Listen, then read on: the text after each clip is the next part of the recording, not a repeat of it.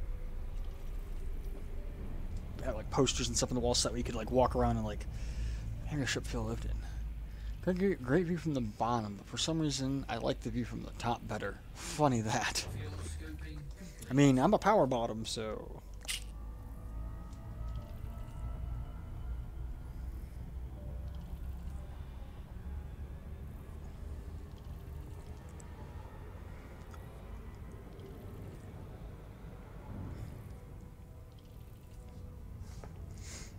I think the highest I've been was we went to Goliath's Reach for that one waypoint, and the lowest I went was somewhere near the beginning.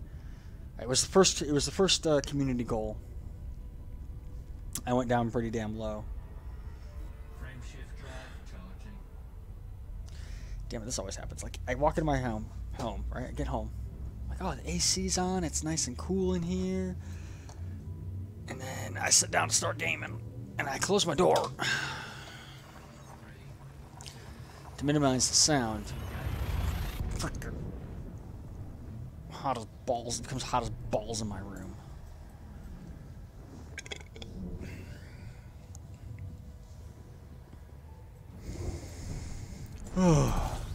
Big question is, enjoying Distant Worlds 2. You know what? I'm enjoying it, but I'm also having some mixed feelings about it. Part of what it was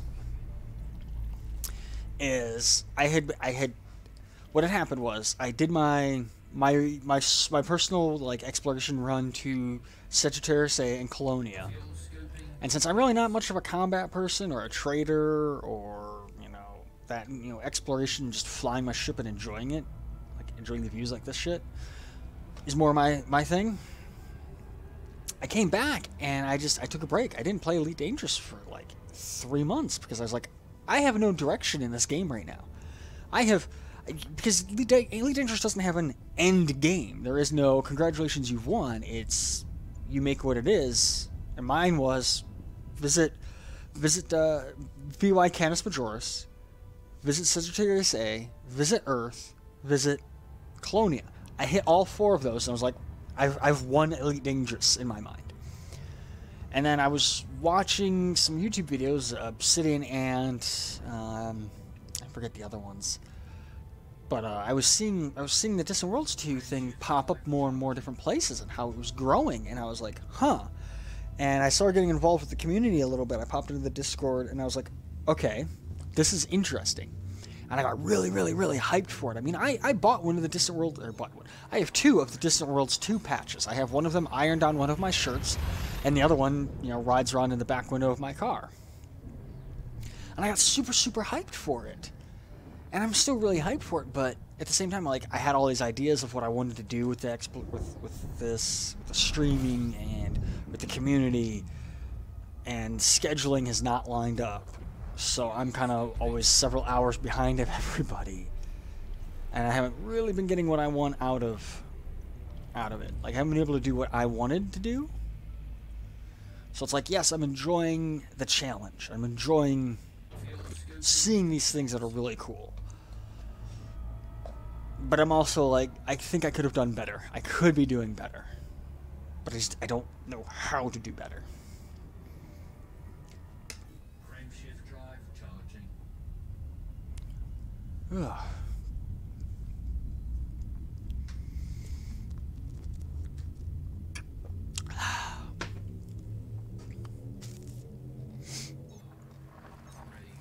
I think the only like major community interaction I had was the first waypoint, the view, or not first, one of the points of interest or whatever. The view.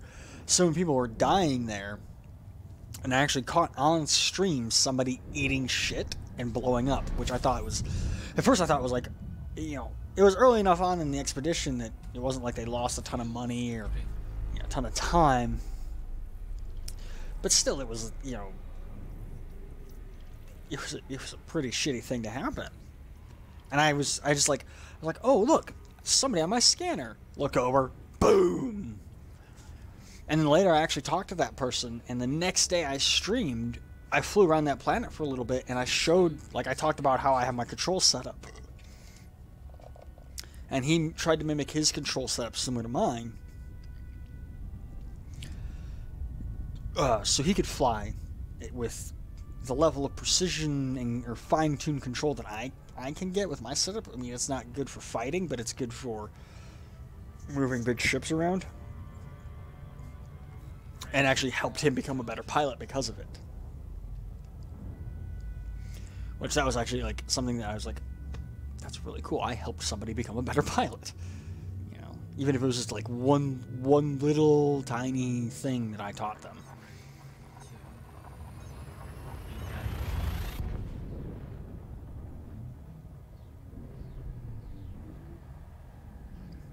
I mean, it took me some time and a money grind to learn. It's a big galaxy, and you have a spaceship.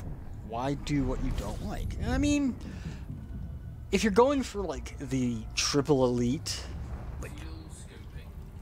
like a lot of people are, then you're gonna have to do the stuff you don't like. And if you're just starting out, like if you bought the game today and you wanted to get to the level that my ship is at, you're gonna have to do grinding. You're gonna have to, you know, get credits to buy the ship and to buy all the components. You're going to have to get the materials for the engineering. You're going to have to go and do the Guardian frameshift drive booster thing. And that's not saying that a new player can't go out on one of these big expeditions, but you still have to put in at least 4 hours of gameplay before you have enough money to, even with a Sidewinder, to be able to do these kind of expeditions.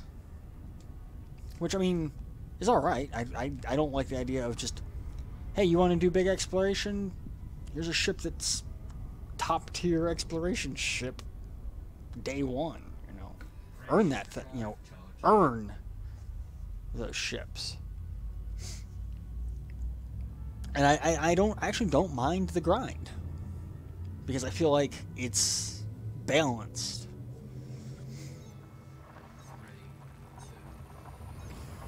Although there are some things that I feel like should be different, done differently, but that's just me.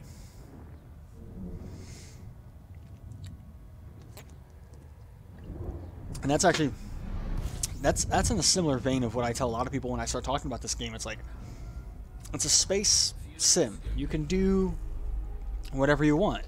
Oh, well, I can go do missions and complete quests and stuff. Well, if that's what you want to do, yeah. Well, can I go be a space trucker and just haul freight between space stations? Yeah, you can do that if you want.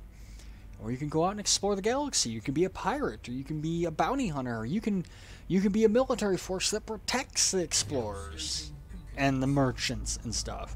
You can do all the missions, or you can just point your ship in one direction and fly for a month. Because this game, that's what makes this game really great, is there is so much to do. And that's why it's like, whenever... I had one friend ask me a couple weeks ago, he's like, you know, what game should I get? Should I get Star Citizen, or should I get Elite Dangerous? And I said, there's a lot more to do in Elite Dangerous than there's Star Citizen. Frameshift drive charging. Rank grind, definitely. Like, if you want to unlock, like, the rank locked ships, I mean, they have their benefits. That, you know, they're obviously more powerful ships, and it makes sense to have them to some capacity behind some, you know, some sort of level that you have to, you know, surpass to get them. Like, you have to unlock them, and that makes sense. And I haven't had to do any of the grindy rank grind for, like, getting the ships, like Federation or Empire rank. The thing that bugs me, though, with those rank grinds is your rank does deteriorate. So, like, you could become allied with a space station and then never visit that space station for, like, 6 months, and your status with it will deteriorate. And that's one of the things that kind of bugs me. I don't know if it's the same for, like, power play ranking, but I think, to my understanding, it is. But Field scoping complete. what I was saying is, like, what I was saying earlier about, you know, Star Citizen and Elite Dangerous. You know, my friend's like, oh, I've been really looking at Star Citizen and Elite Dangerous. I don't know which one I should get. And I said, get Elite Dangerous. Yeah, you can't get out of your ship and walk around, and you don't have first-person shooter mode, but it has a functioning multiplayer. It has an entirely explorable explorable galaxy. it has countless ships, or it has, 30 some odd ships now we can unlock. I don't know how many it is. It has all this other stuff, and they're adding a lot more of the features that you see in other games. Whereas there's not really a whole lot to do in Star Citizen. I say that, and like all the Star Citizen fanboys are gonna show up and start shitting on me. Oh, it's still an alpha, man, like, so fuck that.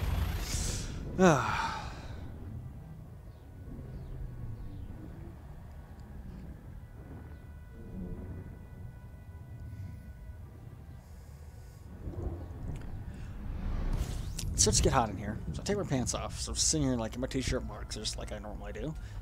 AC kicks on and is blowing right on my legs. Now my legs are cold.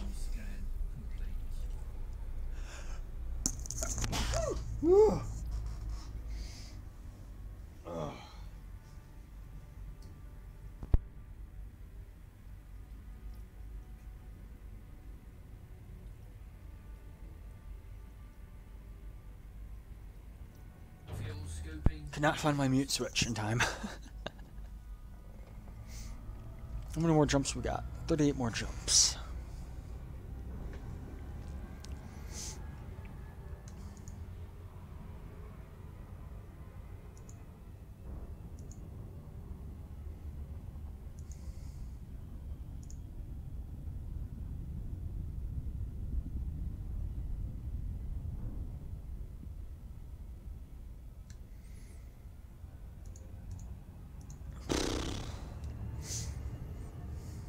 I'm way too many like Discords and other social media platforms that I keep tabs on, like way too much. I really need to get my motorcycle fixed so I can do another unplugged day. That was actually like, it sucked coming home, but it was awesome in the long run. Well, I view on unplugged days like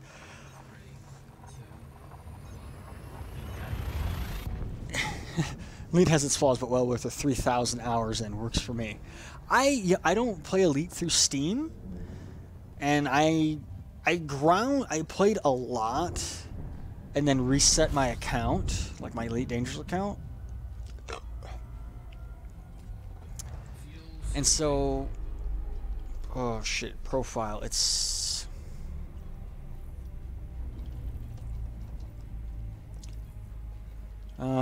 shit. It's under Codex, right? Yeah. Hours played. Fuel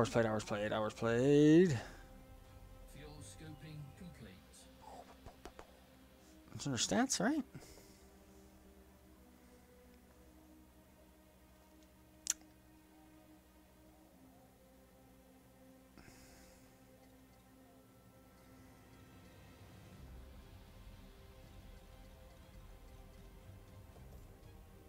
I know somewhere it has like, oh, approximate time played 3 weeks, 6 days, 6 hours, 37 minutes. Well, it's also right there on your main menu. Yeah, I always forget where it's at. They moved it, and I'm like, I haven't taken my time to really learn the new codex and everything. But yeah, so 3 weeks. There's what, 24 hours. Let's do some math. I got a calculator. My teacher said I would never have a calculator with me all the time. Look what I have, teacher. Look what I have. 24 times 7 times 3. That's only 504 hours. That's on this save. My old save, I don't know. I probably had another 500, maybe. Well, no, I definitely had more, because I think I was up to 7 weeks on my old save. And what it was is I wasn't happy with like my username, like my commander name, and I wasn't happy with how some of my stats were sitting. So I was like, I'm just gonna reset now that I know how to play the game, because like I've told the story before on stream on how I bought Elite Dangerous twice almost. I've actually bought it 3 times, but that's because I bought it, and then I bought it for my girlfriend, and I bought it for my friend, both for like Christmas. Like it was my girlfriend's Christmas present one year. And it was my roommate's birthday present one year. Because they always see me playing it, and I'm like, well, join me. And my girlfriend's like, I feel like playing Elite Dangerous. And she got back into it. She's like, where are you? And I'm like, I'm at Sagittarius A right now. I'm too far away for me to be able to interact with you. Like, both times she's tried getting into it, I've been too far away to interact with her, so. That'll probably be the thing I do when I finally make it back, is just convince my girlfriend to get back into it and be like, all right, here, look. I'm now in a system where we can meet up and interact.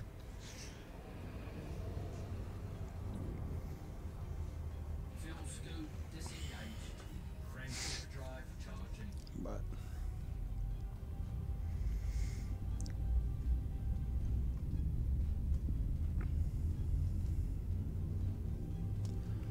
oh. I was saying about doing an unplugged day. What I did is I had my phone, but my phone at the time, the battery would only last like 4 hours before it would die. And I had it on my motorcycle handlebar on the charger, and the charger just crapped out like 20 minutes into an 8-hour ride. And I was like, well, my phone's gonna die soon. Text my girlfriend, said, my phone's gonna die, I'm just turning it off for the rest of the day. And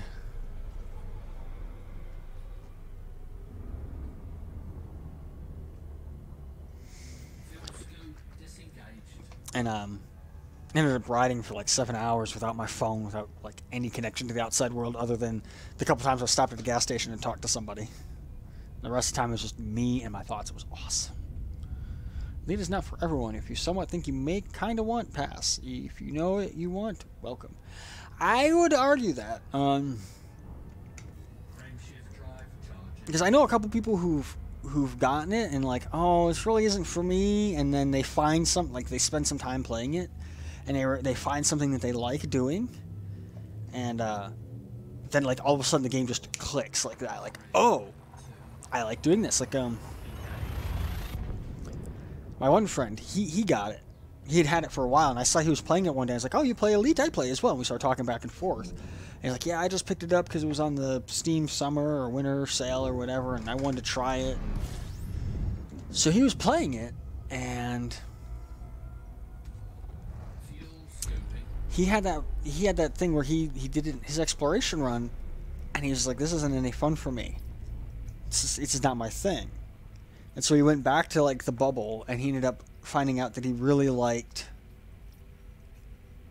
the playing the markets, doing the trading, buying cargo from one space station and flying it to the, and that was like, that became his thing. He was like, oh shit, I love doing this, and he made millions in game doing that. But he also has his attention span is sort of, he has the same kind of game attention span that I have, where him and I will get hyper focused on one game and we'll only play that game for like a month straight, and then just stop. Just completely done with the game for maybe a month, maybe 2 months. And that's kind of that's always been my thing with Elite Dangerous, is I'll play it for, like, I'll come home and I'll be playing it all day. And I'll be at work just thinking about what I want to do next at work. And I'll be thinking about my ship, and I'll be thinking about the space stations and everything. And then one day I'll just be like, all right, I'm saving my progress. I think I'm going to go watch some Netflix. And then I won't touch it for like 2 months. And Distant Worlds 2 has been like helping me keep focused on that. But I have that with like every game where I spent a while, I was hyper focused on playing War Thunder. And like I would do my streams, and it's like, all right, it's 10 o'clock, stream is done, load up War Thunder. And play 2 matches of War Thunder before going to bed. And he's the same way. He'll get hyper-focused. My friend Nate, he'll get hyper-focused on one game. And won't play anything else for months at a time. But like you said, everything is different for everyone. So your theory of Elite is not for everyone is probably true. You might have somebody who comes in and says, I don't like doing trading, and I don't like doing bounty hunting, and I don't like doing exploration, and I don't like doing the missions. This game has nothing for me, and they move on. And then you have other people who, you know, they don't like exploration, but they really like combat, and so they just go and they find all the combat zones, and they just fight all the time, and that's what they end up like doing.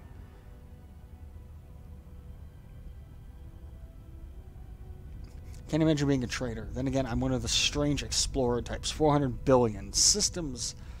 There is more than enough room to fly their own way. Exactly.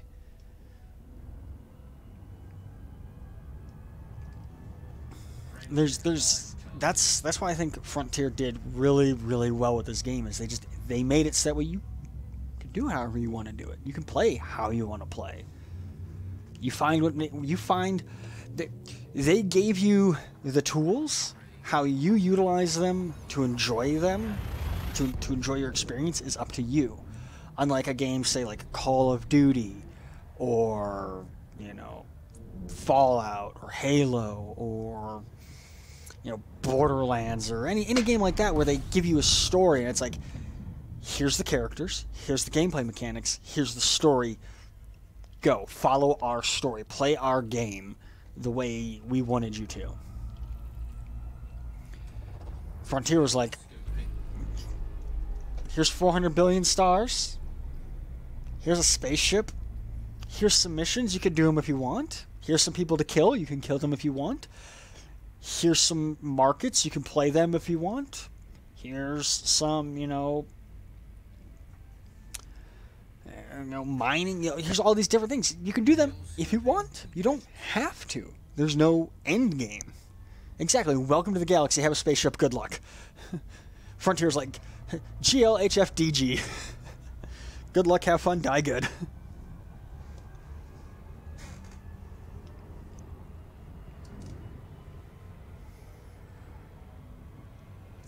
And that's the thing that when I talk to other people who play other games, they don't quite recognize in Elite Dangerous. Like, I was talking to one person a while ago, and they were a big Star Citizen fan. And they're like, there was just nothing for me to do. Like, I got my ship, and I just couldn't figure out what to do. And I was like, well, there's a lot to do. Well, there was too much to do. You said there wasn't anything to do. Now you're saying there's too much to do. What? Make up your fucking mind. You can't do everything.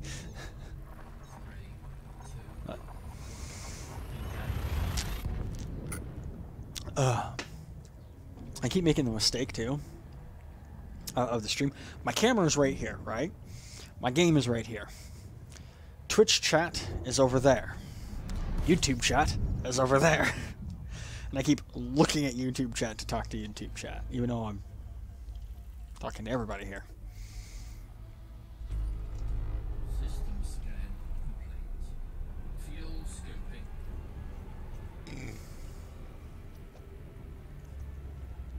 I like, too, how with Elite Dangerous, there's nothing really gameplay-wise that's locked behind a paywall.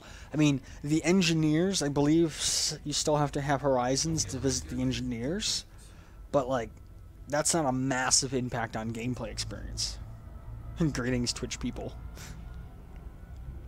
Unfortunately, they're not going to see the chat because I don't put the chat over top. What you see on YouTube is exactly what Twitch sees.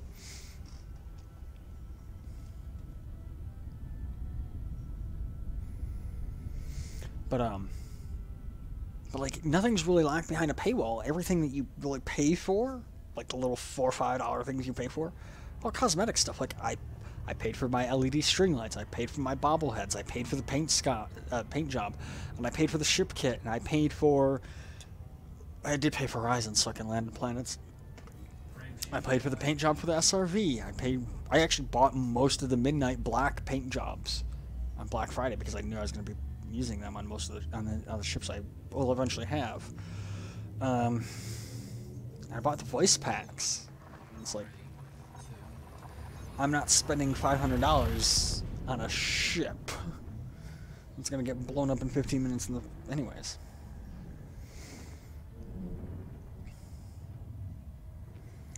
And lights are over here. Great.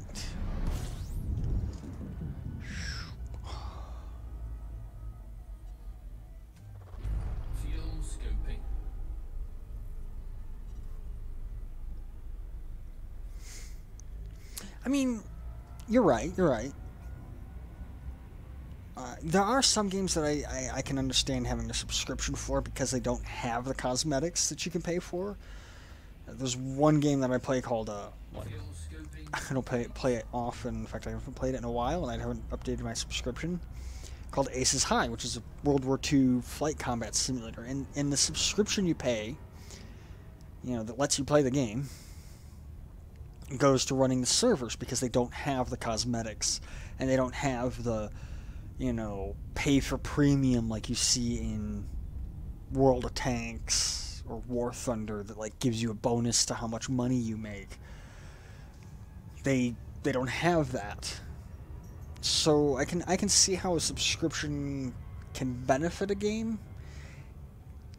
You know, you gotta have that offset. You gotta somehow make a profit from a game. If your game's going to be free, charge for premium, charge for cosmetics. If your game is going to be a subscription-based game, then you really shouldn't be charging for other things like cosmetics. If your game is going to be a, you know, a one-time purchase type game like Elite Dangerous, where you pay 40, 50, whatever you paid for it to buy it, then have those cosmetics, but have them at a low, reasonable price. And the pricing for Elite Dangerous cosmetics, I think, is spot on. I have no problem dropping $5 for, you know, a paint pack or, you know, a little thing here and there. Whereas other games I've played where it's like, yeah, you paid $50 for the game and you have to pay another $50 for this piece of content. Fuck that. I'm not going to pay $100 for, you know, a game and, you know, a game and a piece of content. Looking at some of the train simulators I've played.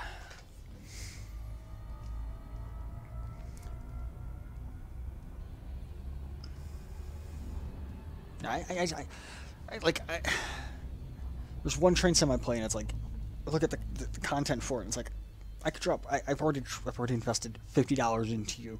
I don't want to invest more money into you. I do not feel comfortable doing that. But Elite Dangerous is like, I paid $40 for the game. I could drop, you know, $5 for, you know, or $10 for to change the voice pack of my ship, or to, you know, $5 to change the color, or $5 to have some bolt-on pieces on the outside that don't really affect the overall, you know, flight characteristics or anything of my ship. They just make it look a little bit different. My ship's covered in antennas right now.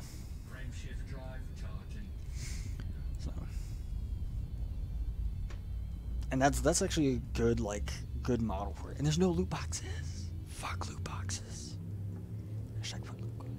Hashtag fuck loot boxes. There we go. I can English.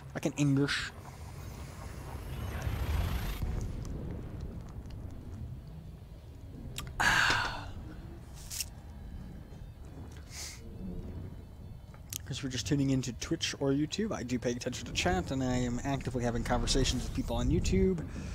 And Twitch chat's kind of dead, but, you know, when it does pop up, I do pay attention to both chats, so. How many more jumps? 28 more jumps.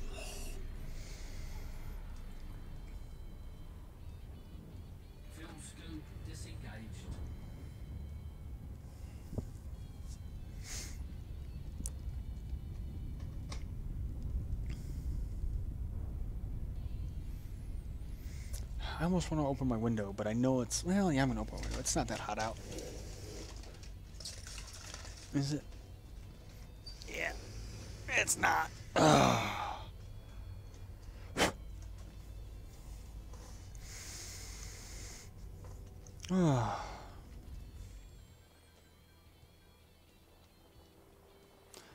Take a brief moment and actually scan a system for once.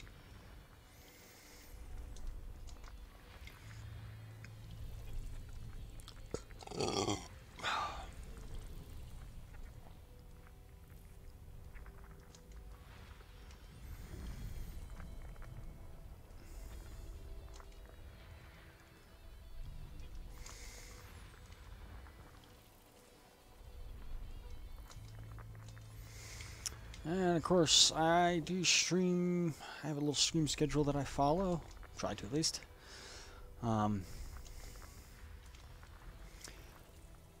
Wednesday or Thursdays, Fridays, Sundays and Mondays I live stream 7 p.m. Pacific till about 10 p.m. Except for on Mondays when I don't have to work tomorrow, I can go longer if need be. Coming up this Friday, there will be a Run 8 live stream. Playing some Run 8. We'll be doing the... I've been trying to organize a Run 8 Friday night session the past couple of days. And so we might actually have a decent number of people show up for that.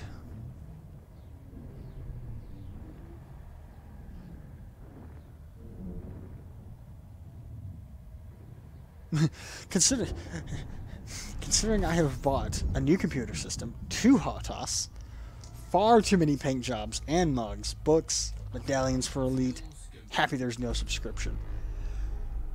I actually got stupid lucky with my computer, and it's another story that I've told on the stream before. I did, for my birthday, a couple of years ago, I got a really good HOTAS setup. I don't do the 2 sticks. I've got the stick and throttle and pedals, and that works really well for me. As for the only piece of like physical media I have isn't even like an official Frontier Elite Dangerous thing. It's just this patch right here. Right? Distant Worlds 2 patch that one of the guys organizing Distant Worlds 2 made. I've got those.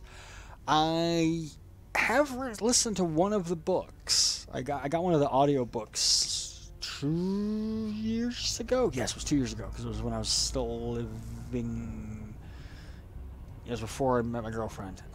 No, it was right around the time I met her. It was a weird time in my life. Anyways. And it was one of Drew Wagner's books.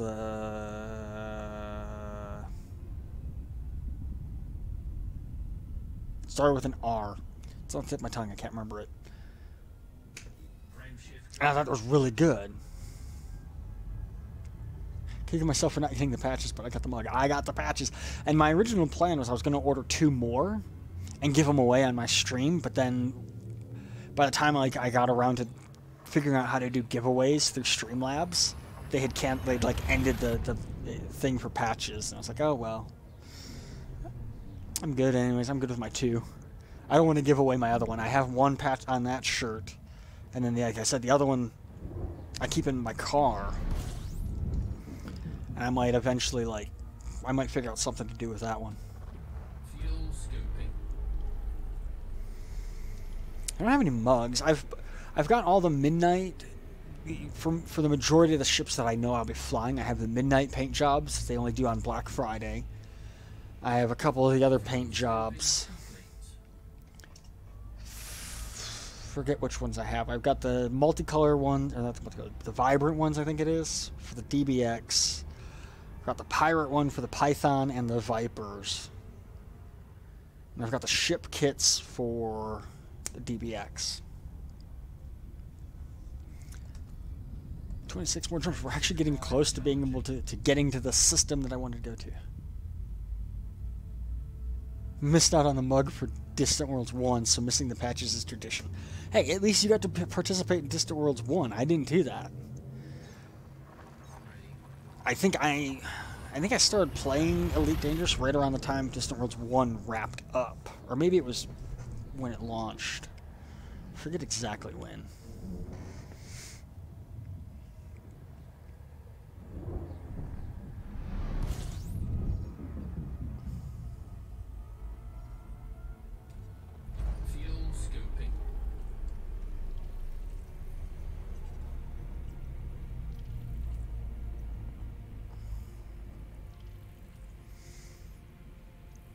I thought about getting the mugs, but I don't drink out of mug often, and when I do, there's one within range of me able to grab. Yes. Maybe. Yes. Aha.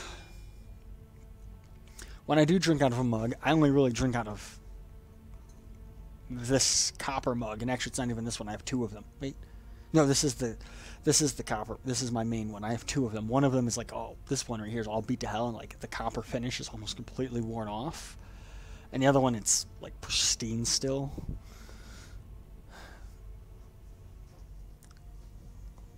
So it's like I have my fancy one and my not fancy one, and those are the only real mugs I drink out of. Well, and I have one big glass mug that I drink out of, but that's actually more of like a stein almost. It's freaking massive.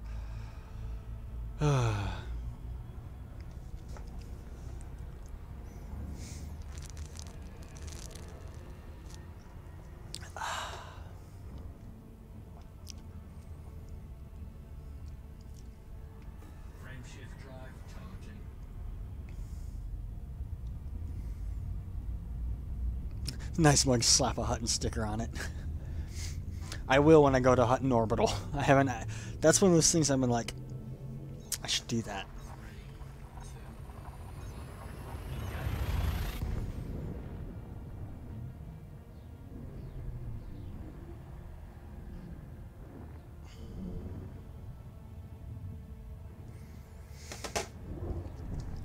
It's like my girlfriend almost did that without knowing about it. Like I was at her house and she was playing and I was kind of giving her some help and she picked up a mission to go to Hutton Orbital, or she did something like, for whatever reason she was like, I'm gonna go to I need to go to Hutton Orbital, and I'm like, don't do it. She's like, why? It's like, it's a really, really long flight. What do you mean? We pulled up like a YouTube video of people flying to it. She's like, holy shit. Like, yeah, that's why.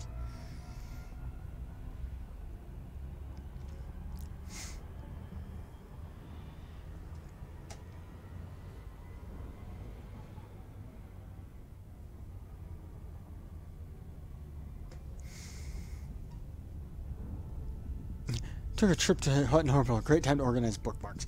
You see, I have multiple monitors, so when I'm not... Previously, before I started streaming all the time, playing Elite, what I would do when doing, like, not exploration, but just grindy type mission stuff, is I would put Netflix up on one of my other monitors. And, you know, put a movie on or something. When I'm playing American Truck Sim, that's usually what I do, is I put Netflix up on one screen and just drive my truck and watch a movie, you know. Crash into everything. You know, anytime I'm playing any kind of game where I don't have to 100% focus on it, like when I'm doing flight sim stuff, I'll like punch in my autopilot and then just sit there with a beer and be like, watching Netflix there, plane's still doing good, watching Netflix, plane's still doing good, watching Netflix, plane's up.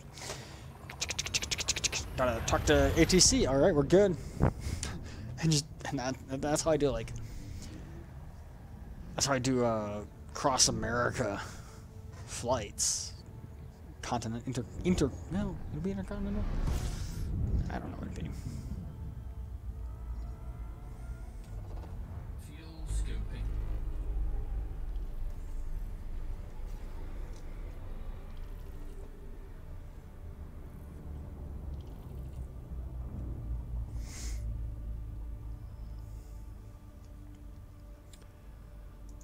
Oh boy.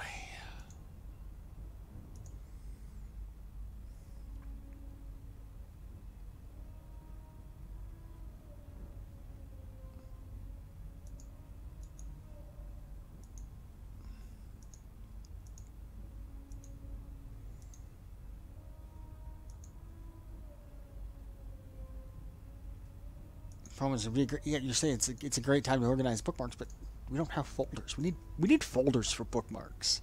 It's like, look at this.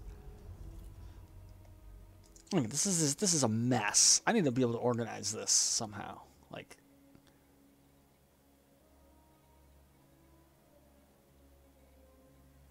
I would have more bookmarks if I could organize them into folders.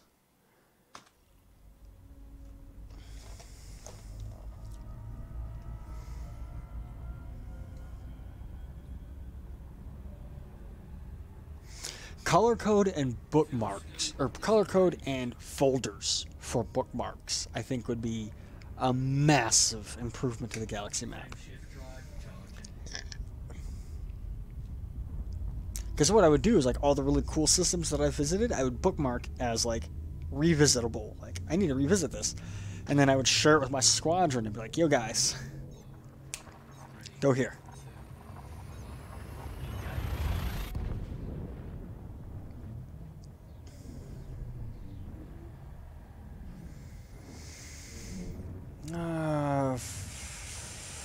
Fuck Twitch.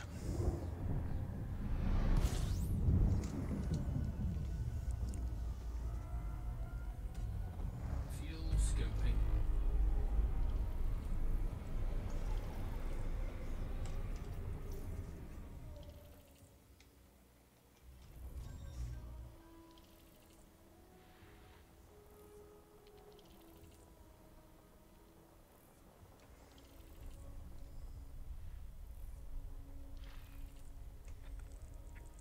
Fuel scooping complete.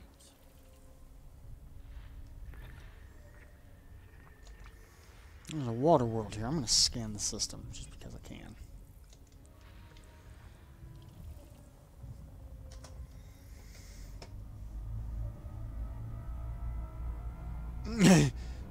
On the other hand, sure nice to have bookmarks rather than leaving sidewinders everywhere.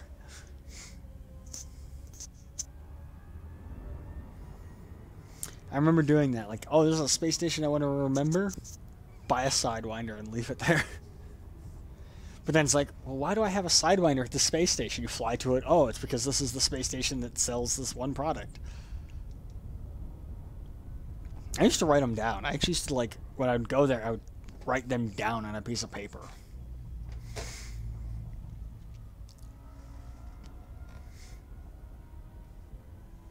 In fact, what I gotta do tomorrow's my day off, so I'm not gonna be streaming tomorrow. I got a lot of projects I need to work on tomorrow. One of them is cleaning my room up. It's getting a fucking mess in here again. Like, I had to empty out my old car and, like, all my toolboxes and stuff out of my old car, and I gotta just gut my room, reorganize it, put everything back together neatly. I got a spot right here where I'm going to put a little table I can put like a notebook and stuff on for things like this. You put my laptop on there and be like, alright, cool, I can monitor the stream better or whatever from my laptop.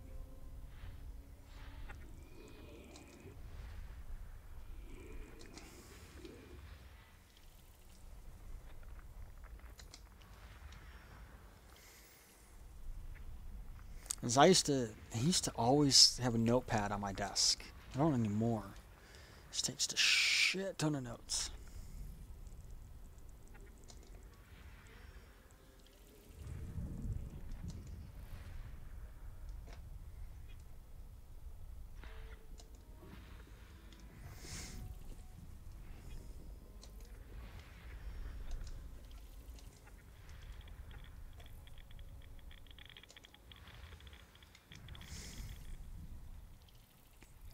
I'm going to vent about just one thing, and it's going to be kind of a dick move, but whatever. There's a Discord community that I got invited to a while ago, and I'm like, oh, cool. And, you know, it's a bunch of great people.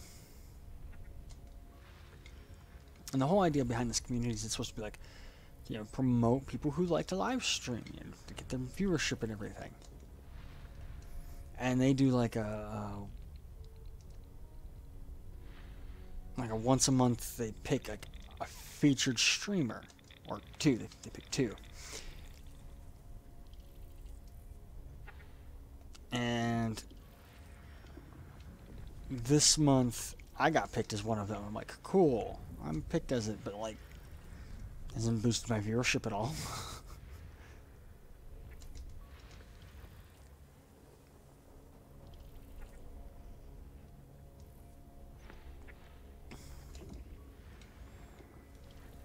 And it just bums me out. That's like, it's a good concept. I just don't feel like it's being executed sufficiently.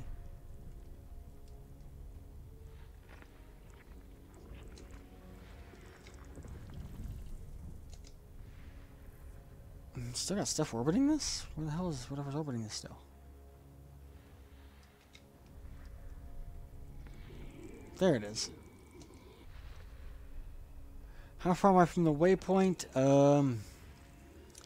Let me finish scanning the system and I'll pull that up. I'm not even on my way to the waypoint. I'm on my way to one of the points of interest. And that, when we started, was like halfway between me and the waypoint. I was really hoping to hit the waypoint today. But that was, you know, assuming I streamed yesterday, but because I didn't, I took the time to, you know, watch Game of Thrones instead. Probably won't hit the waypoint tonight.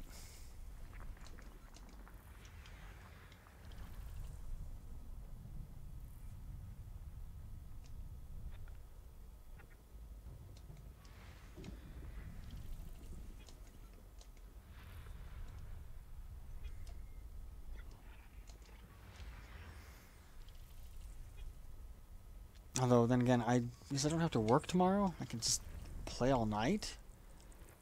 I've done that a few times, and it kills me to play all night, though.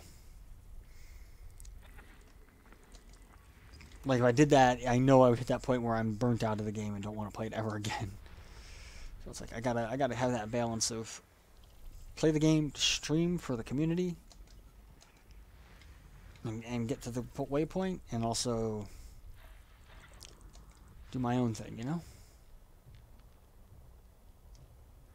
30 jumps out, not in a rush. We don't have to be there until Sunday, so, I mean...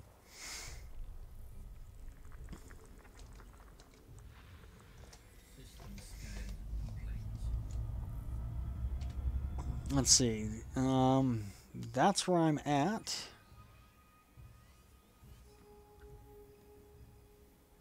That's one of the points of interest that I want to visit, and that's the waypoint. So I'm a considerable distance from the waypoint still. Tonight's going to be a long night.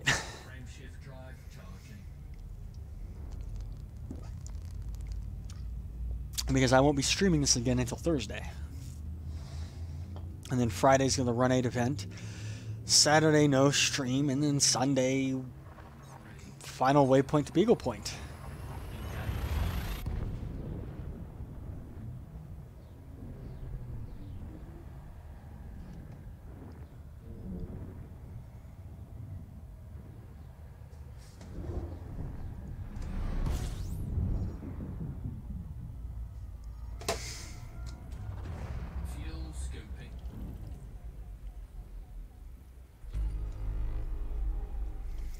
I'm 21 jumps away from the point of interest that I really want to visit.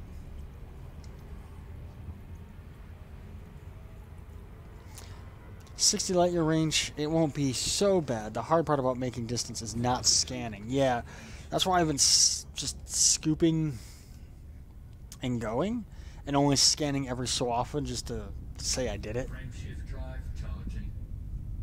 Once there's no longer like an itinerary and a get here by this time, once they sit there and say, alright, you're on your own or whatever, then yeah, I'll take my time. I'll scan every system. Come back with billions of credits of exploration data and 3 health on my ship.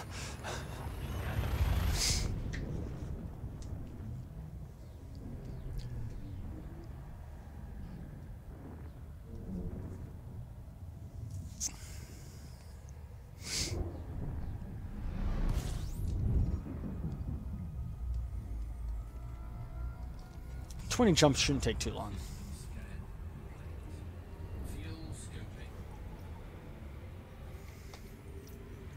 Fly in, scoop some fuel. Fuel scoop disengaged.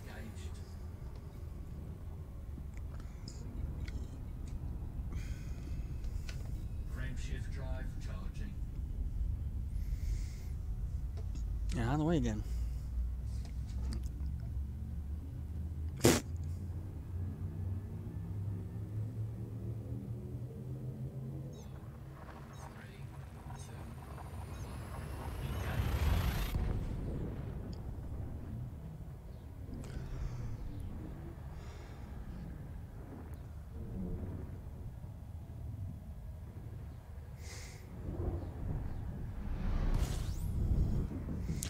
So one of the things I do is I LARP, right? And there's a LARP event coming up at the end of the month, and they're doing meal plan and everything, and I'm like, I don't need to worry about that because I have a new car. I'll be able to fit my full cooler and all the stuff to be able to make food in there, and all my camping gear, and everything else.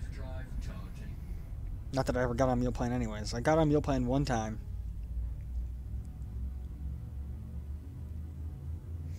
I got on meal plan one time for the game.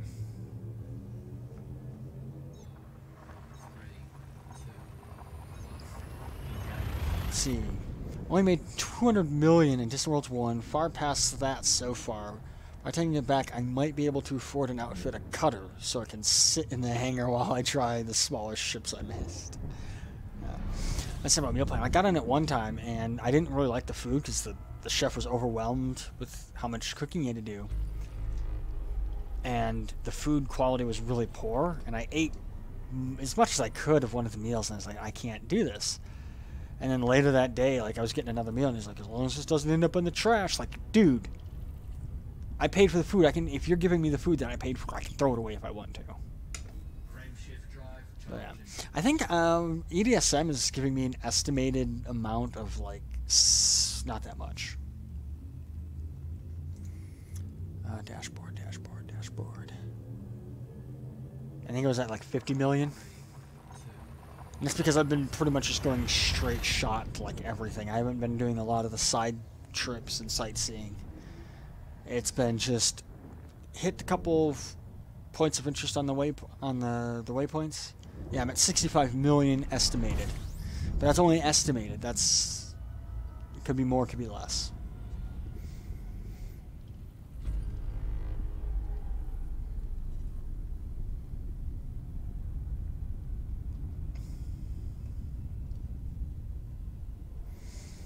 Oh, this better be a scoopable star. Frameshift drive charging. KGB, yes.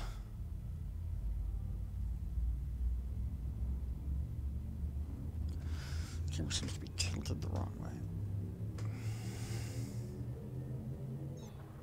3, 2, 1, engage. I put like little strings on there so I can just like my camera when it's off angled. I don't know if EDSM is covering first discovery bonuses. It just says estimated. It's just saying estimated value, so. Fuel scoping.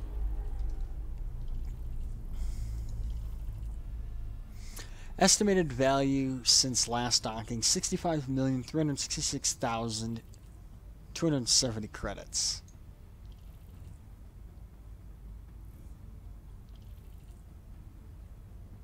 Last docking was 3:17 at 7:01 p.m. It's the last time I've seen a space station.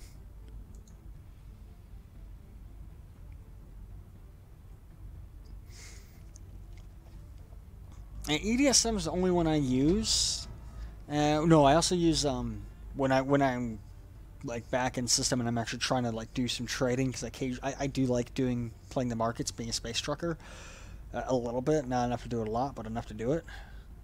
And when I'm doing it, I use Elite Dangerous Database, EDDB, Elite Dangerous Database, which I find helps with the trading aspect.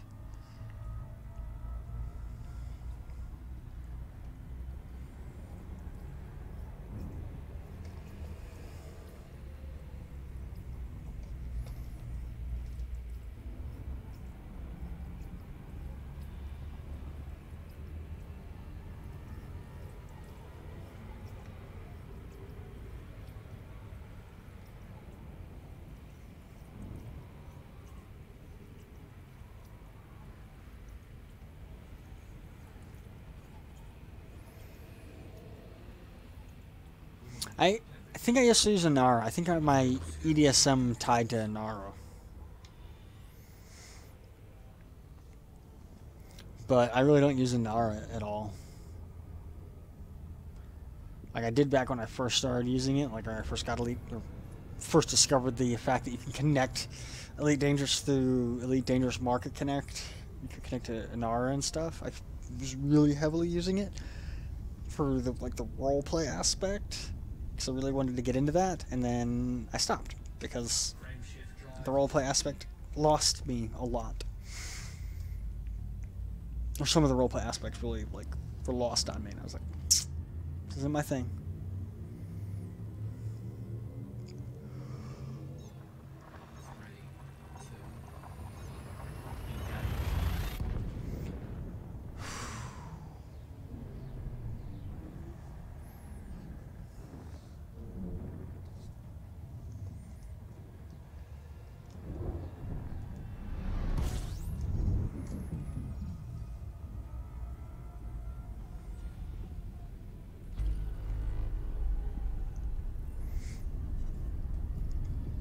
$15 more jumps.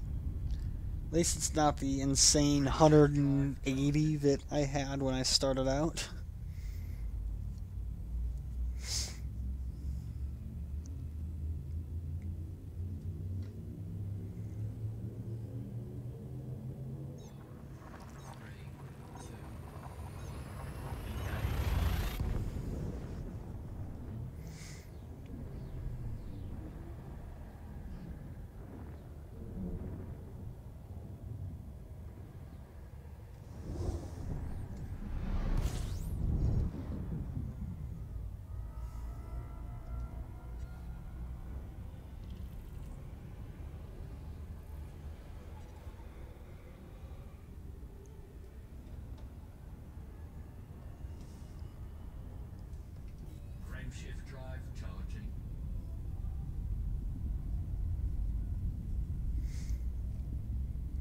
I just wish like the Elite Dangerous Market Connect wasn't a third-party program you had to run. It was just something that was inherently built into the game, and it would output to these services if you wanted to. Like instead of having, you know, every time I want to play Elite Dangerous, loading up this little program here, I could just turn on Elite Dangerous and go into like settings and be like, connect to my EDSM, connect to my Inara, connect to my this and that.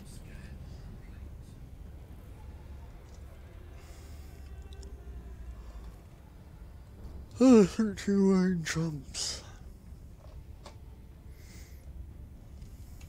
Frame shift drive charging.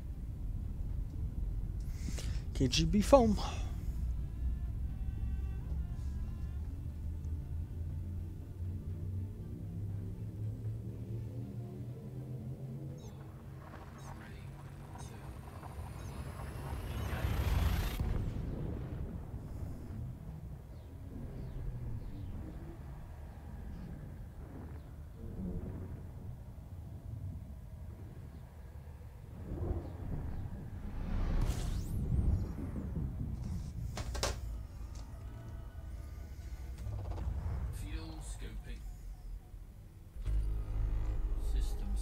Oh, that was easy.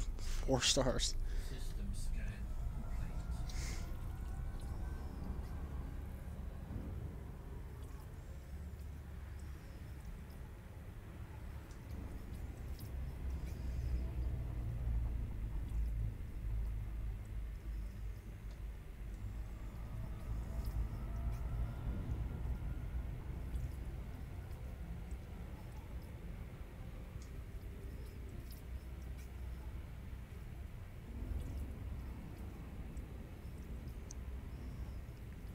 I'm not saying like EDSM, just like the ability to connect to those and output your data to them automatically instead of having to use third-party programs to connect to these websites, which are, you know, pretty useful tools to have.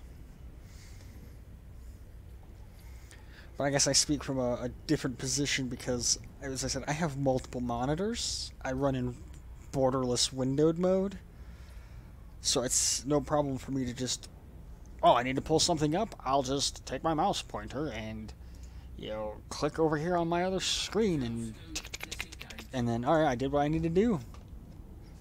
Back to the flying.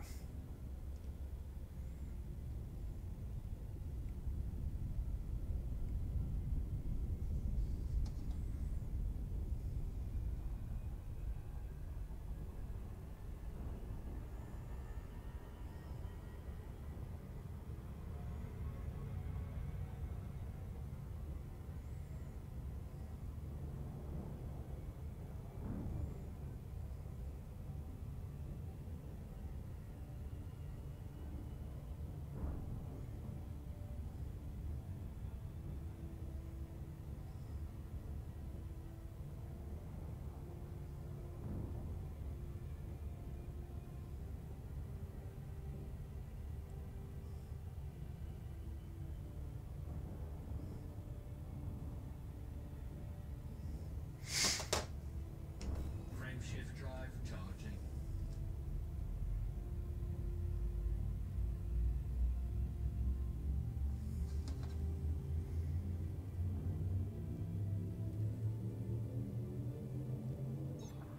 Three, two, engage.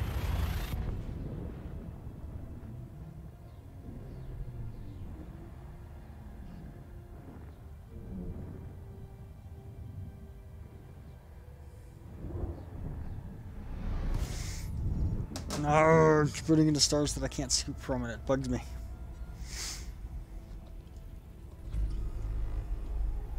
I must steal your celestial mass to fire my engines. But no, you deceive me and not be the star that I require. Frame shift drive charging.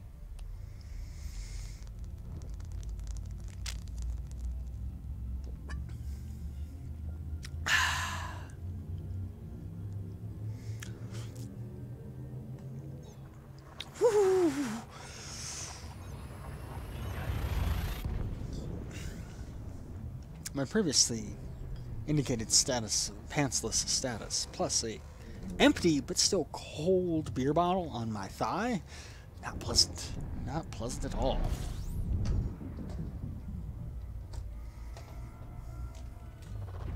Fuel scooping.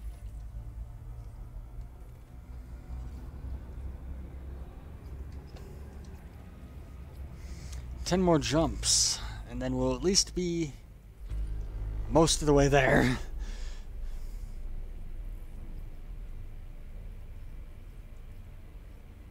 Oh, I know. Part of what it is I throttle up, hit the frame shift drive, and then start doing other stuff elsewhere with my hands, and just forget to throttle down while it's charging up. But a lot of times, like if I need to, like, oh, I need to click on something over here. All right, frame shift drive charging. All right, we're good. Throttle back. Boom.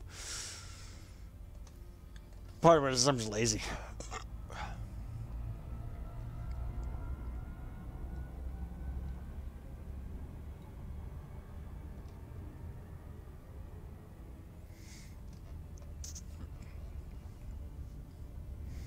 So, like, star's not red. Here we go. Drive charging.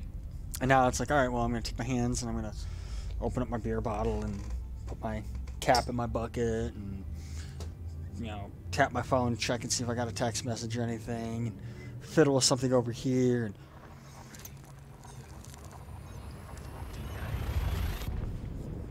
set my beer down and grab this. Like, I'm doing all these other little ancillary things. I just forget to throttle back down.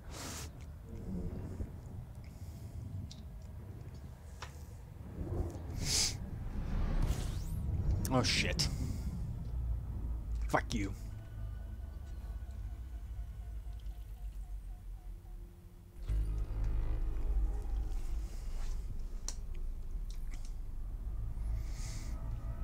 Alright, feet are on the pedals.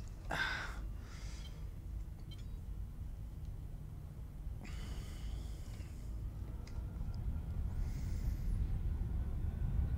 we go.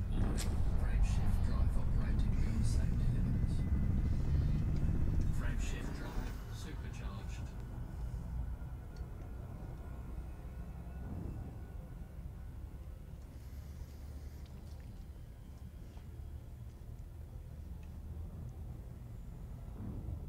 Frame shift drive charging.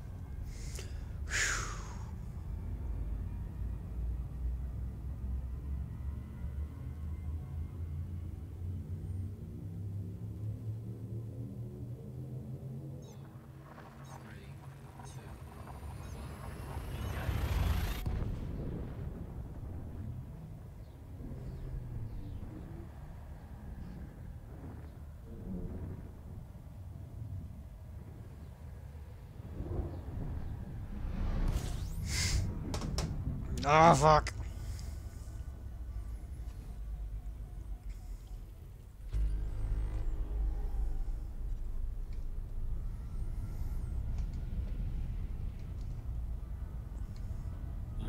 frame shift drive operating. It was a short time after the Beyond expansion came out, or update came out, where these freaking neutron star boosts were broken. At least for me, like, I sat in one for a whole 5 minutes, just getting kicked around. It's like, frame shift drive operating behind safety limits. Could never get it to supercharge, and it took like a couple days before it started working.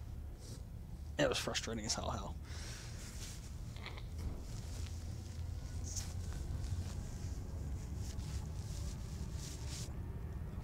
You know, I got the DBX. It's a fun ship. It's heavy.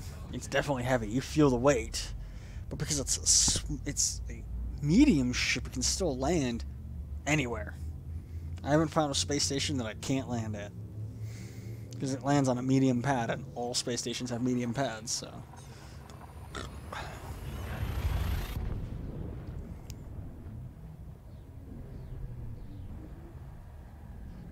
No, it wasn't that I was sitting right at the edge of the cone. I was flying in like I normally do, and I was getting the frame shift drive operating beyond safety limits, and the ship was kicking me around because this is my flight path coming in, right?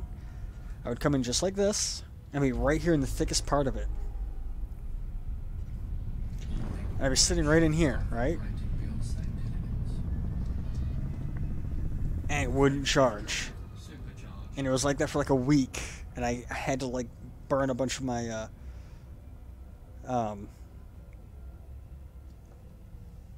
materials one day trying to do some stuff, get some places, and Shift drive charging. I was like, if this is how the game's gonna be, I'm mad. And then one day it's like, oh yeah, it worked again.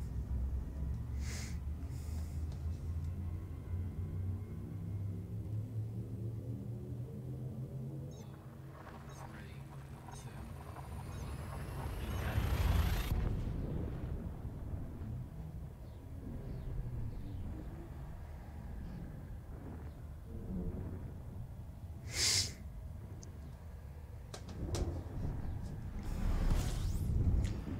1. Oh, thank God, a regular star can scoop fuel from it. Fuel scooping. 6 more jumps.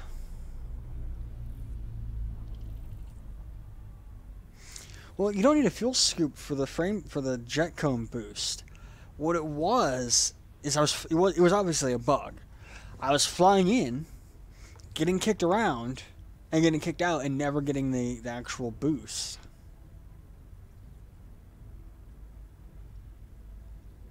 And my ship was at 100% health because I had repaired at a station, made like 3 jumps, found a neutron star, needed to do the boost, and couldn't.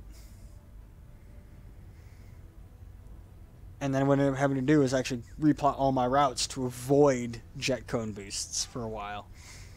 It was tedious and annoying. But that was right after the Beyond update came out, so there was obviously like some bugs that they had to iron out that just didn't get ironed out. I mean, they didn't at first, but they did eventually get ironed out, and it was great that they did that. Fuel scooping. You do? 'Cause I wouldn't know. I've always had a fuel scoop. It's like, oh, bought a ship, buy a fuel scoop. Doesn't matter if I'm like, I think there's only a handful of ships I've ever built that don't have fuel scoops. Frame shift drive charging. I think the only module I have turned off is the cargo bay hatch because I don't have a cargo bay to worry about a cargo bay hatch. Yeah, so I'm saying it was clearly a bug because this was day 1 of the Beyond update that I was having this. And sure, it wasn't day 1; it was like day 2 or 3. But you get my point. I've only got what, 5 more jump. Shit. Fuel scooping. I did not want to bring up the galaxy map, and all of a sudden I had the galaxy map up. Huh. Apparently, my trigger is set to toggle whatever I have highlighted there.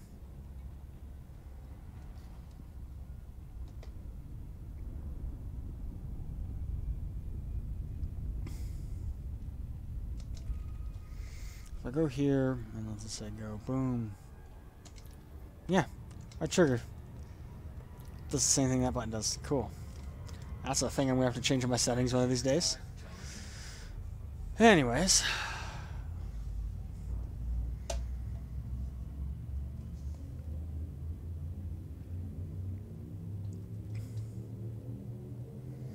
Raptor Jesus.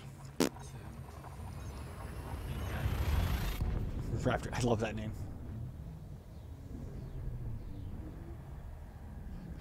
Thanks for that follow, Raptor Jesus. We're playing, you know, obviously we're playing Elite Dangerous. Flying through deep space.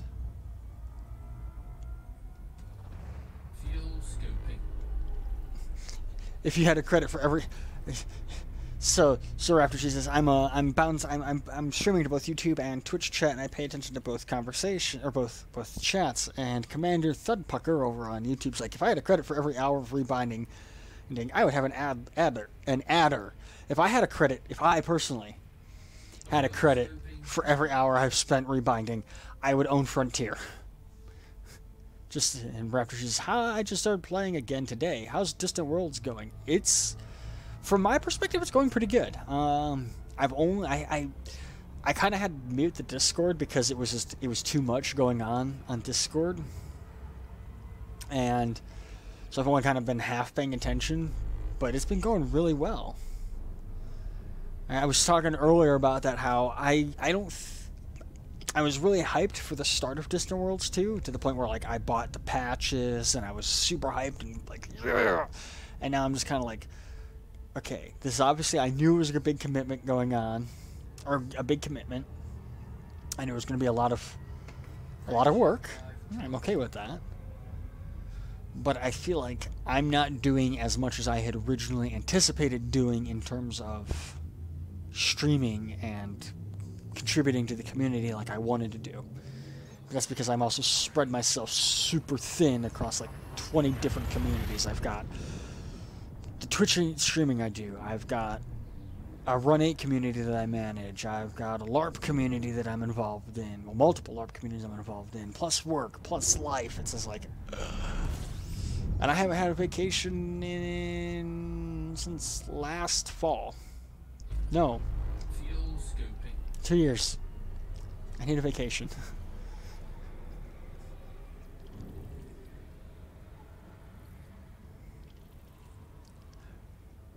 And actually, Raptor, I was talking with Commander Thud Pucker on YouTube earlier about this, about, you know, how some people will play the game for a while and then they just stop. Like, I do that a lot. Like, I get hyper-focused on games. And, yeah, there's nothing wrong with that. You play the games you want to play, how you want to play, and when you want to play them. 3 more jumps. And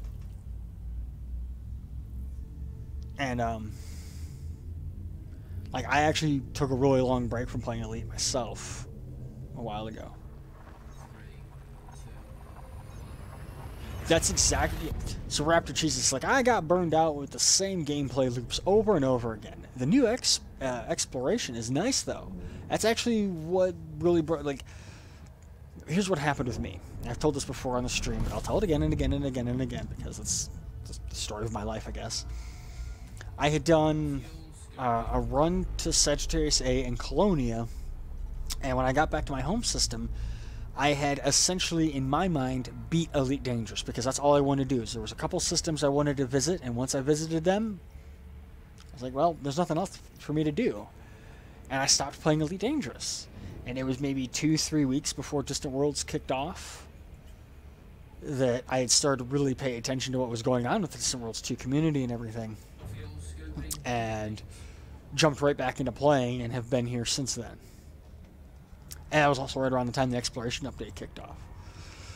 That Parker's like, for me, Distant Worlds 2 feels like it's just getting started. Everything to Sagittarius A was too easy.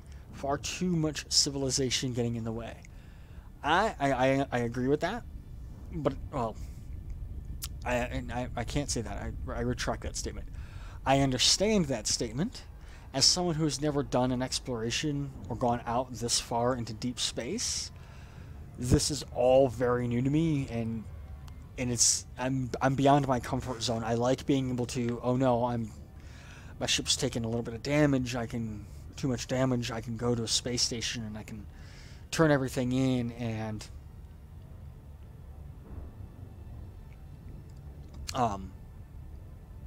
you know, I'm good with everything, and going this far out and far away from civilization is way outside my comfort zone. Raptor Jesus, the last time I played was with the Genesis fiasco, and that was coming back from a 4 to 6 month break as well.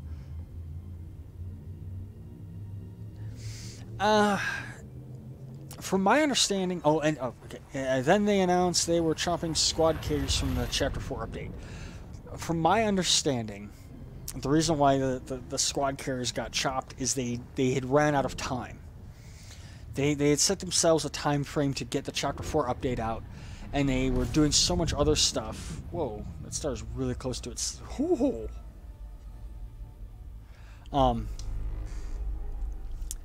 They had kind of hit that point where they needed to get the update out, and they needed to cut like some features in order to facilitate getting the update out within a reasonable amount of time. So while it sucks that they didn't get, you know,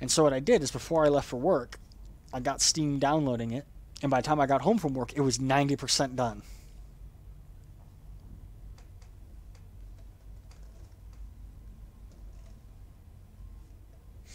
And yeah, I got super hyped for it, and then I got let down. Like within the first 8 hours of playing No Man's Sky, I was just like, I can't do this. This game's just not doing it for me.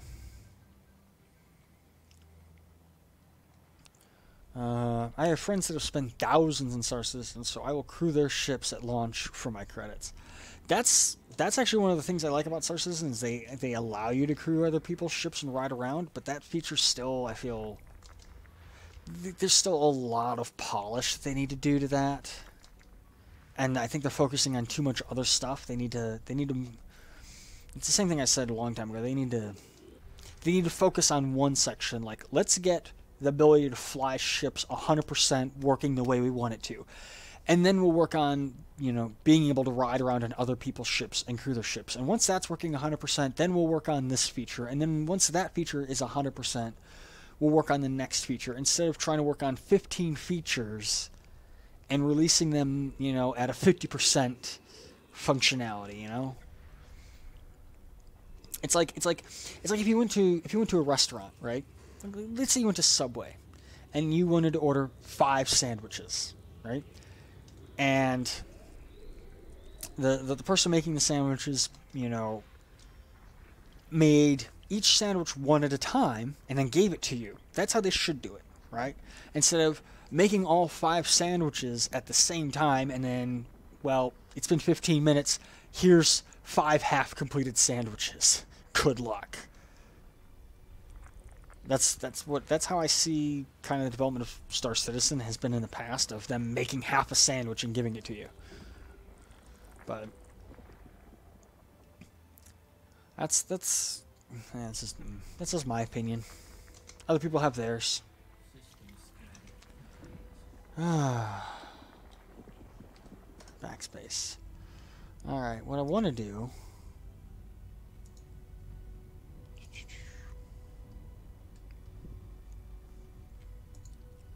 Yes, I want to open up this URL. Oh, I opened up the wrong URL. That's why.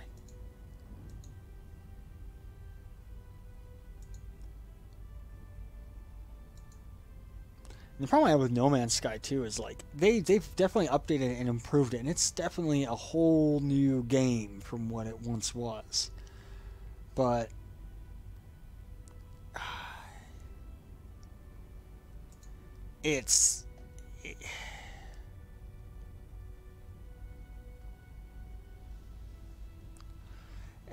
the whole 1A.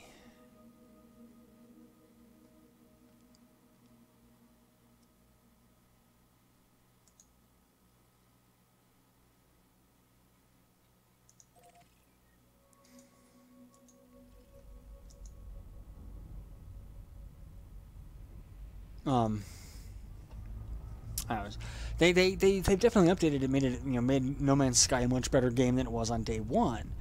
But for a lot of people, myself included, those updates came a year too late. Came way too late to make the game any more fun.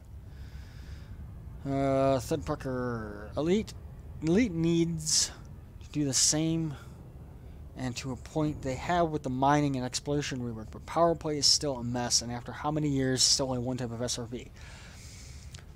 I really like how with Elite, what they've been doing is they've been saying, all right, we're going to do these chapters, and I'm going to get to Twitch chat here in a second. I want to kind of get on this point.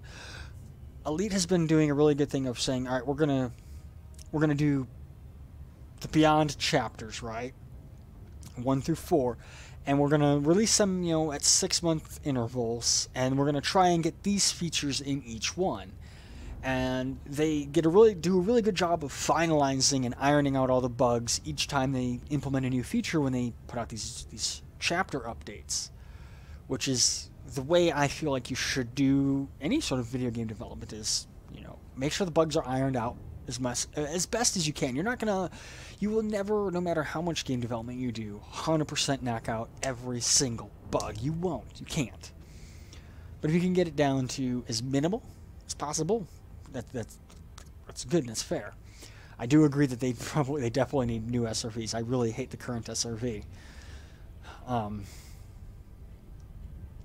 But yeah, the reworked exploration and mining was a huge improvement, and I really do hope that in the next couple of updates that we get that we see changes to power play, and maybe mess with the SRV.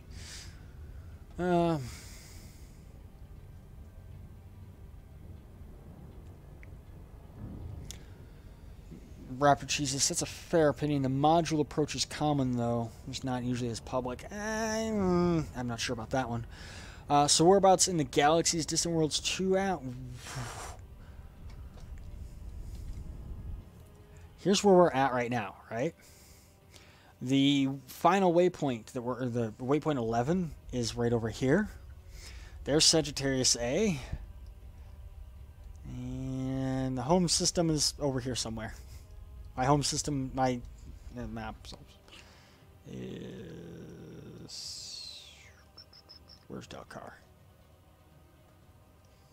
Delcar right there. There's my home system right there. It seems Frontier learned from the whole crime and punishment update. Fuck up. And have been making attempts to change most of the gameplay loops. Any game, no matter what game it is, no matter how perfect it is, needs to evolve and grow. And as such, they need to, either do like what Call of Duty does, where it's like, all right, here's Call of Duty, now here's Call of Duty 2, here's Call of Duty 3, and each game takes elements from the first game and improves on it, and makes something about that game better. Makes the next version. With a game like No Man's Sky and Star Citizen and Elite Dangerous, where there's really no expectation for an Elite Dangerous 2 or No Man's Sky 2 or Star Citizen 2, you got to keep that game growing, and you got to add new features, and you got to change old features. Look at World of Warcraft. Every couple of years, they come out with an expansion that adds new features, that adds new content, that changes the overall gameplay and keeps the game new and fresh for the veteran players, as well as keeping it up to speed and times for the new players. I just meant that they ignored months of feedback ahead of the beta for crime and punishment. It was full of problems. I'm telling them it would have been. Okay, I understand that. Yeah, and I do feel like they have a better grasp on the community now. Or not grasp, but more in touch with the community now. I agree with that. Thunderpucker, the way I look at Frontier has laid out a fantastic foundation with Elite, and it's time to start putting up some walls and decorate the rooms. Here's what this is one of the things I was talking to one of my friends about, is if you wanted to make a space exploration game, I feel like there's two ways you can do it, right? You could start on the inside and work your way out, or start on the outside and work your way in. Elite Dangerous started by giving us an entire galaxy to explore. They gave us ships. They gave us, space stations to go to. We couldn't land on planets. And hydrogen planet? No. And we couldn't, we didn't have an avatar that we could customize, and there was some ship customization in terms of cosmetics, but not much. But then they're working their way down. Then we eventually got the ability to land on planets, the ability to customize our crew member, or customize our avatar. And they're working on making the game more small, working on the more inside details. Whereas, say, Star Citizen, they started out with, here's a ship, you can walk around the inside of it. And they're working their way out. You had your ship, you could walk around it, you could walk around the hangar, then you could walk around the space stations, and now you can then you could fly your ship around a space station and walk around that space station, and now you can fly your ship around that space station and go to other planets within the system and do all this stuff, and they're slowly working their way out. So both games are doing their own development, and they're doing it in ways that I think are both good. I personally like the way the Elite did it, where they started out big and are working towards the small, but that's just me. So yeah, I do agree that, the way you look at it, Thunderpucker, that, Thunderpucker says, the way I look at it, Frontier has laid down a fantastic foundation with Elite, and it's time to start putting up some walls and decorate the rooms. Yes, definitely. Give us the ability to start walking around our ships. Like I said earlier, it'd be awesome if I could, right now, push a button, get up, and walk over to the, the back of my ship and be like, all right, guys, welcome to MTV Cribs. Here's my DBX in deep space. Bam, we'll make it easier on you.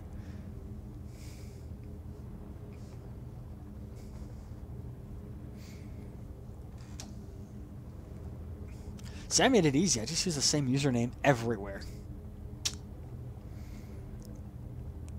Although that takes the fun out of it. I mean, both could be on Twitch chat instead of YouTube chat, since I prefer Twitch.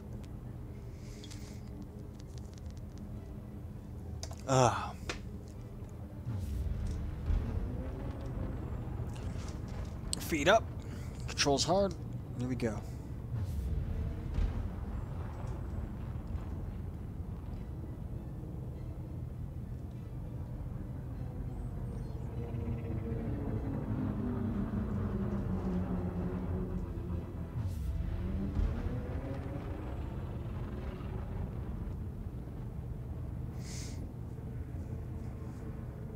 Now, the only reason why I say, I prefer Twitch is because Twitch, I am monetized on Twitch, so, having the viewership and stuff there at least helps, keep me in the loop of being able to monetize there and stuff. And then, anything that I make from Twitch just goes right back into my computer, so it's like, oh, I, made some money on Twitch? Cool, I can buy a new graphics card or whatever.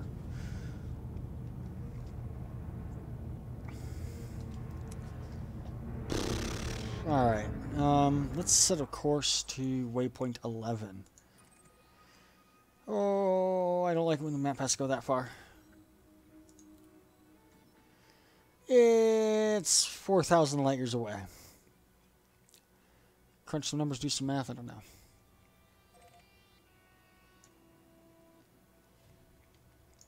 That's a lot of jumps. How many jumps exactly is it? 71 jumps. Good thing I have plenty of beer. I like to think oh, whoa, whoa, whoa, whoa. Hold on, half a tit.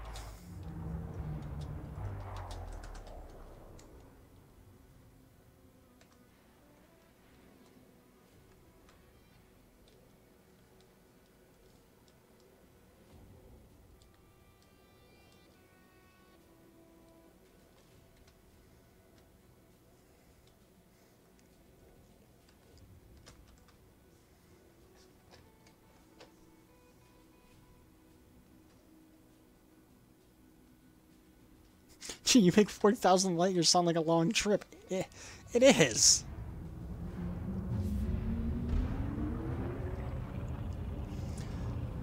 When you only make 60 light years a jump, 40,000 is a lot.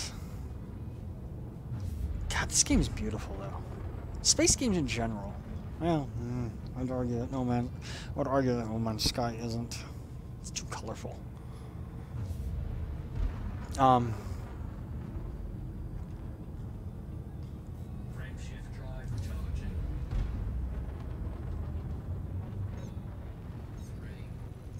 Now, 40,000 light years is a lot, and when you're already regulating how much you play this, because you're at that point where I'm right here at that point of hitting the burnout mark, and I don't want to play for too long tonight, knowing that if I do that, I'm not going to want to keep going. It's a balance thing, moderation thing, all good things in moderation. Exception of alcohol, with the exception of alcohol. Well, that rule only applies to me. I'm the only one who's allowed to do.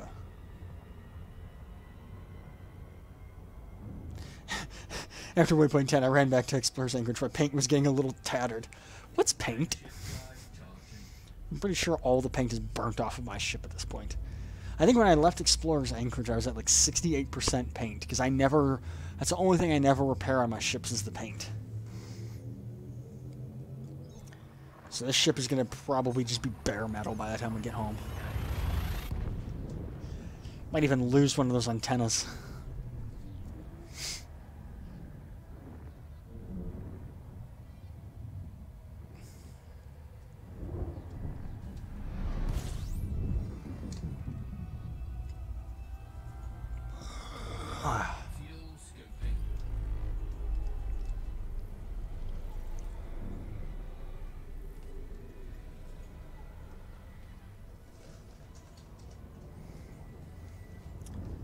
The other day I invested in buying a folding table for my room. Maybe I should invest in also buying a fan. Frameshift drive charging. Specifically one that would fit under my desk and just blow on my legs. It's fucking hot in here. 3, 2,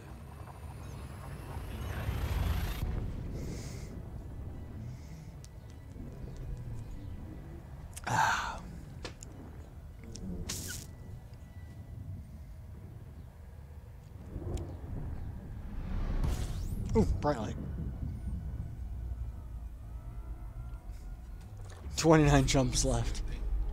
69, nice.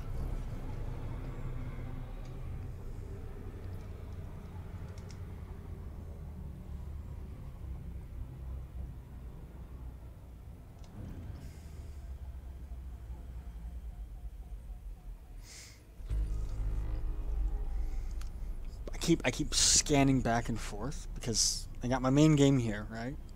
Webcam up here. And then on this monitor over here, I've got Twitch chat. And on this monitor over here, I've got YouTube chat.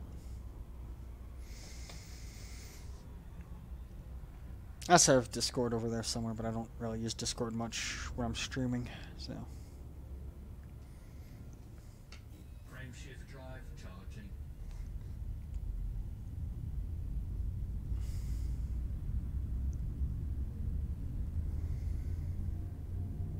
Oh, speaking of Discord, let me just poke around. 3,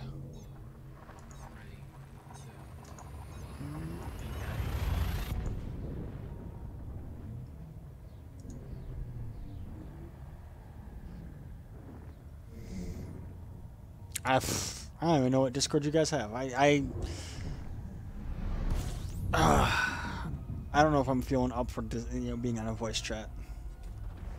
fuel scoping. Because that's like, I have to like do a bunch of audio balancing that I hardly ever pay attention to, so.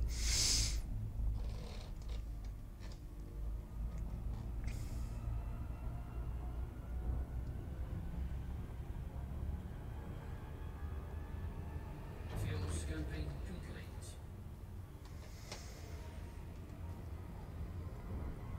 68 more jumps. Frameshift drive charging.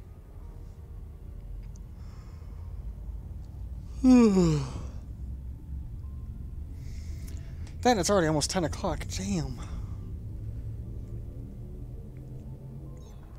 Question is, do I do moderation and stop streaming at 10 o'clock like I normally do? Or do I keep pressing forward and try and get to waypoint 11 tonight?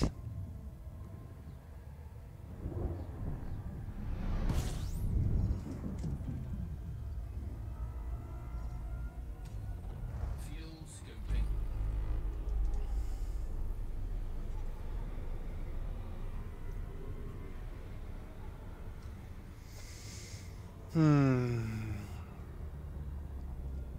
Fuel scoping Damn it. disengaged.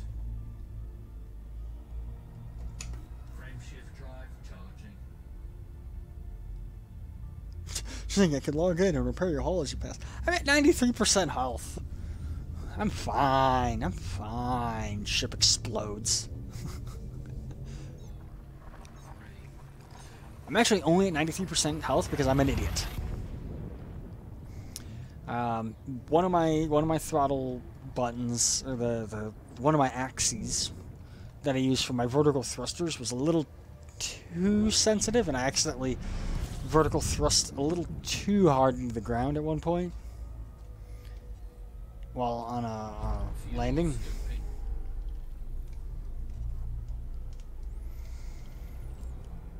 And I'm gonna try and get a screenshot here. And a couple of them, like, I've gotten too close to stars the other times.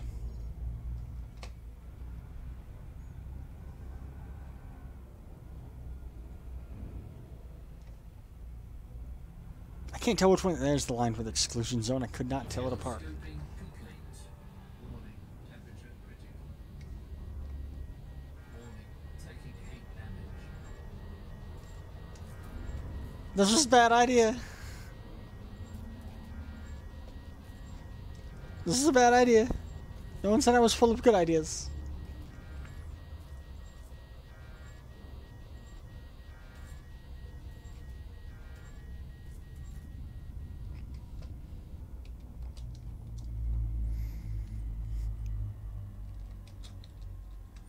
Yeah, my ship's paint has definitely seen some better days now. It's probably not the best place to be to have with a ship that's painted all black. It's absorbing all of that thermal radiation.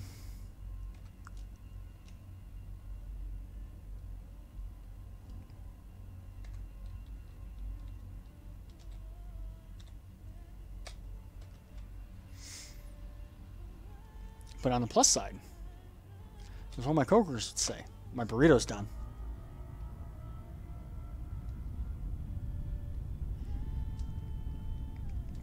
I've had that happen a couple times because like I said, I run with multiple monitors, so sometimes what'll happen is like, and I win windowed borderless modes, so I can like right now just click on like this right here and just I can bring over my live streaming software from one of my other monitors, and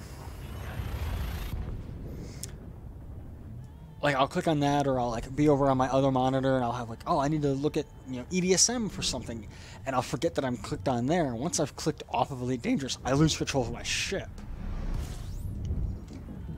and it's like, oh no, why is my ship not responding to control inputs? Oh, because I've clicked on Firefox, or I've clicked on Discord, or I've clicked on something else.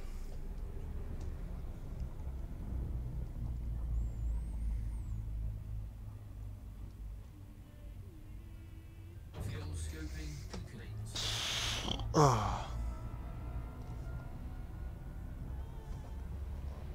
Yeah, it's so Chrome active from copying next. Jump from neutron plotter.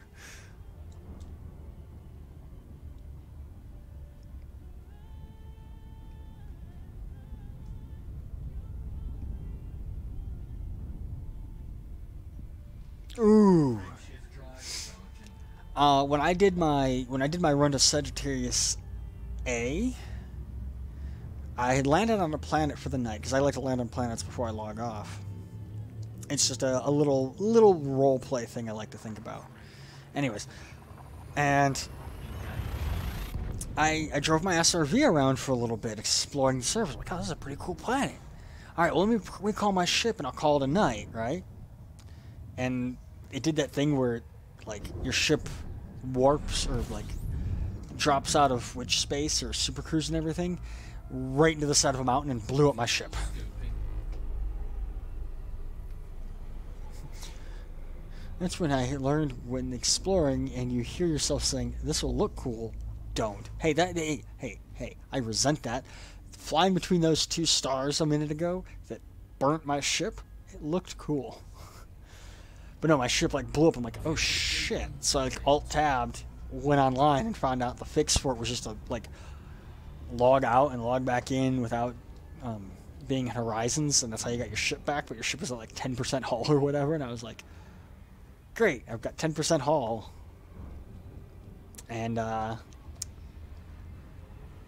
just left Sagittarius A for Colonia, so I made it to Colonia on like 8% hull. And I was like, ah. And I'm a person who I don't like my ship getting below 50%. Like, if it gets below 50% in combat, I'm like, I'm out. But that's also like in anything, if my health in anything gets below like 50%, I take a step back. Like I LARP fight all the time. It's like, oh no, I've lost 100% of my armor and 50% of my health is gone. I'm gonna step back and find a healer, and I'm gonna step back and I'm gonna fix my armor. Frameshift drive charging. In the 0% club. I mean, technically we all are. I have flown without a canopy before. That was fun. Luckily, I had just like upgraded my ship to have the biggest life support I could put in it, so I had like 15 minutes, and it took me 15 minutes to find a space station to land at. And the worst part is I get to the space station, and it's like you can land on this landing pad, and I go to land on it, and there's an NPC ship just sitting there. Okay, well now you're just getting technical. But no, like, there was an NPC ship sitting there, so I couldn't do anything. I couldn't land at the space station, even though they're like, you're clear to land. And it wouldn't let me land. It kept bouncing off the NPC ship. So I had to, like, fly without a canopy to another space station to land and get my canopy repaired. That was when I had a Python. Frameshift drive charging.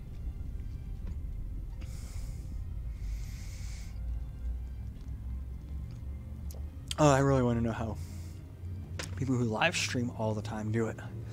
I can feel my voice just be like, nope.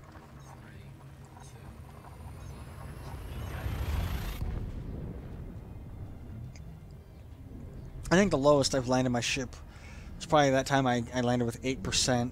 I might have landed one or two with 7% or 10%, but I've never gotten that low just because I don't like getting that low. But you know, again, that's a personal preference thing. Fuel scoping. System scan complete.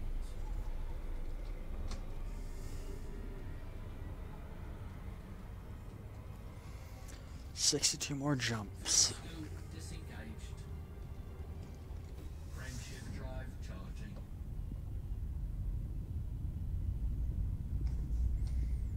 Oh, I got a thing.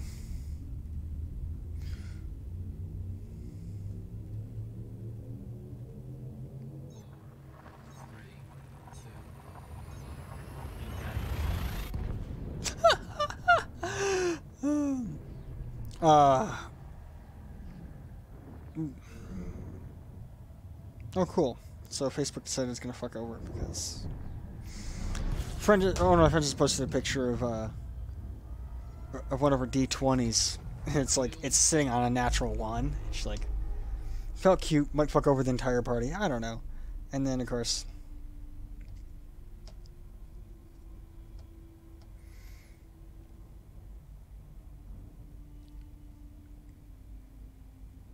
mute conversation. Turn off messages. Actually, I'm gonna leave messages on for that, but I'm just gonna ignore it. Ugh. Didn't intend to go that low. Vulture melts fast when the shields drop, though. So that's your next challenge.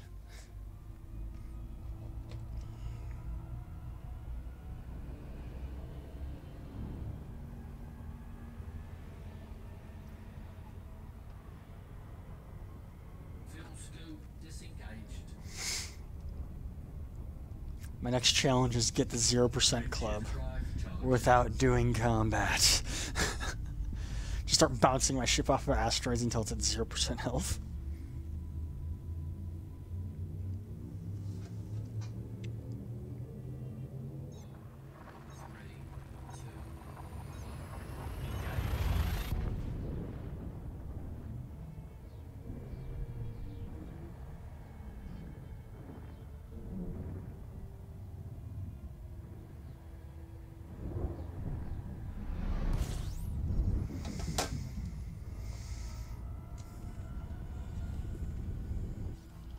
Ah, shit.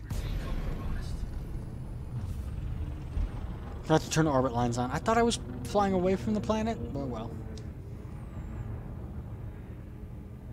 You don't have to do combat. Only the people shooting you. No, like I said, I was going to bounce my ship off of some asteroids. Or knowing my luck,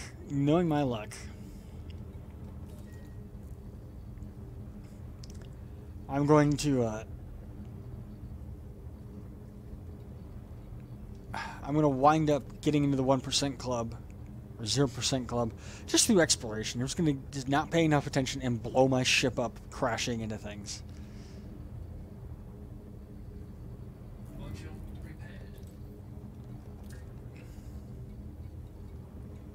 Module repaired.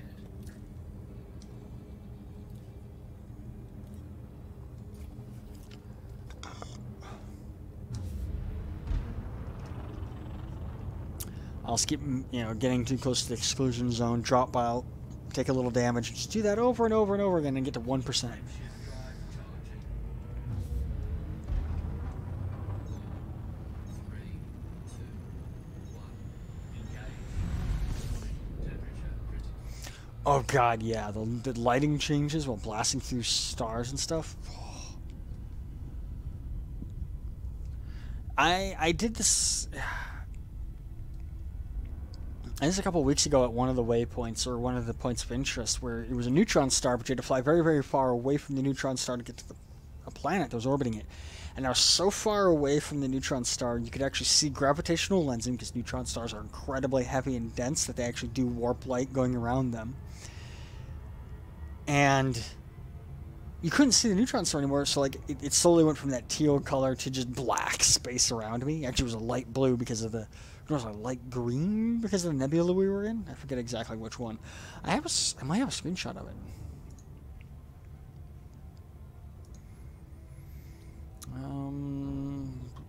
Pictures. No, it's under documents.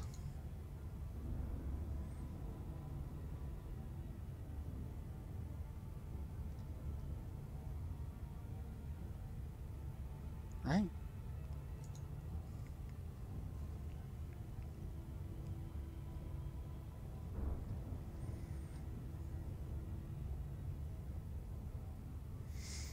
I don't think I got a screenshot of it, did I? Nope, that's not it. That's not it. That's not it. That's not it. Nope, nope, nope, nope. Nope, nope, nope, nope, nope. No. Yeah, it was in that nebula. But I don't think I think I forgot to get a screenshot of it.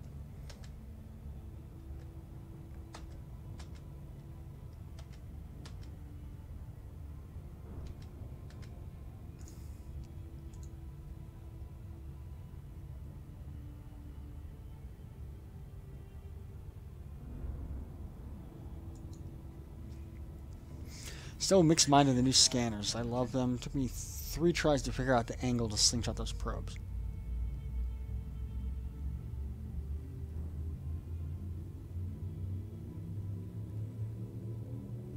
Yeah, oh, scanning down discoveries like that is so much better. It's so much better than trying to fly to each individual planet, and then it's like, alright, well, you've scanned them from here. If you want more, you can map the planets if you want. I feel like I heavily cheat because the flight stick I use has multiple axes, and one of the sliders is what I use for my...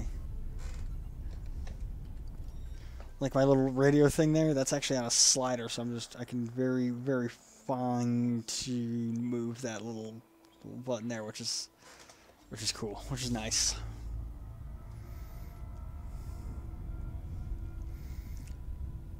Pitch up.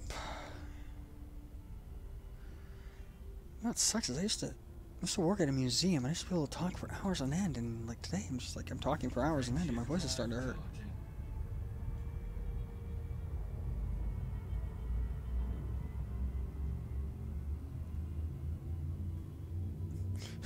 For me, what not to scan was more important than what to scan, and the emphasis limits my confuse the next guy tactics.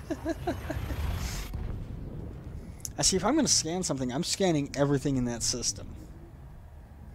Because I don't want someone to come in and be like, what the fuck, why didn't this guy scan everything else?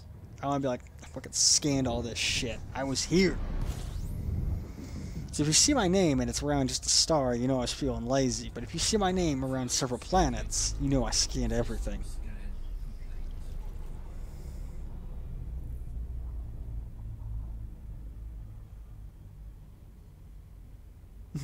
4,000 light seconds to scan a single rocky body just to mess with somebody's head.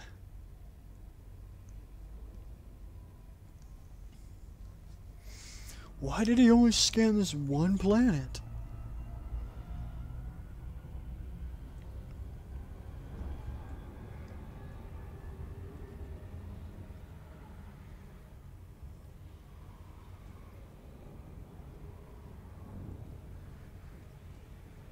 That's nice to be leaving Earth-like for the next guy, but scan that 6,000 light second ice moon.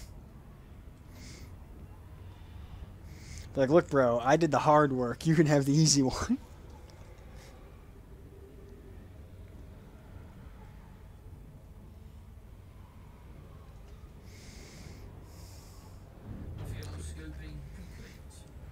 The only problem I have with the FSS and mapping is if you go into a system that somebody's already mapped, like, and turned in the data, like, why should I have to go back in and rescan it again? Why do I have to scan it if somebody else has already scanned it and turned the data in? That's my only real problem with it.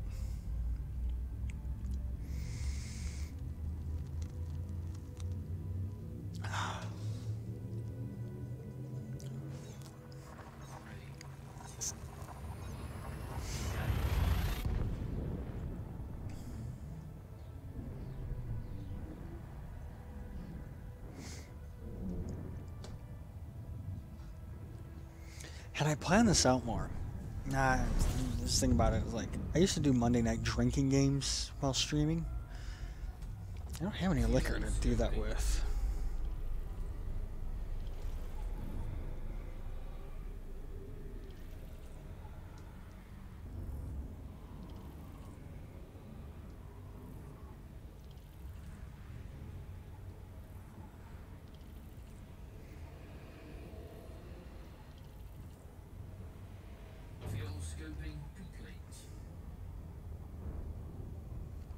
If I can get my name on a system, I will.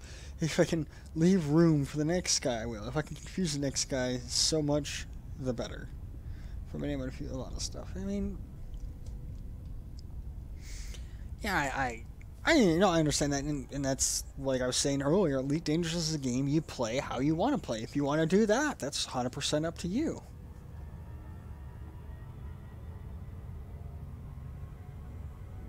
I've seen. Now you have to be a little more specific. Whose name have you seen a few times? Frame shift drive charging. Because I personally have systems tagged under both of my old my old save file and my new save file. I actually wonder if the name changes when you do that on your old ones, or are they permanently tagged with the old username? Hmm.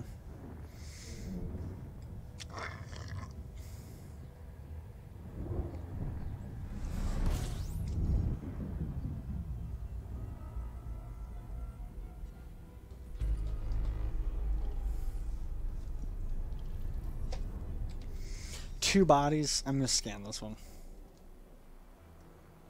See, that's how I confuse people. Is like, you'll find all these systems that, oh, I discovered the star, but I didn't scan the system. What the hell?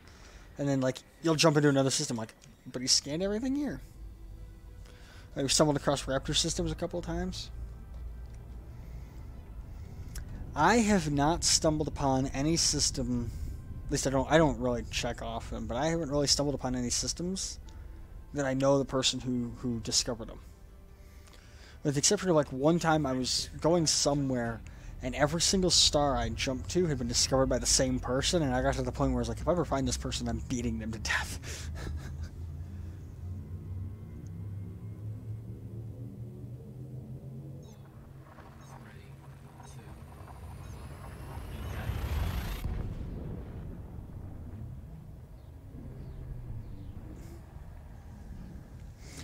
You know, in a video game, that's terrifying, right? Like, oh no, I'm almost out of fuel.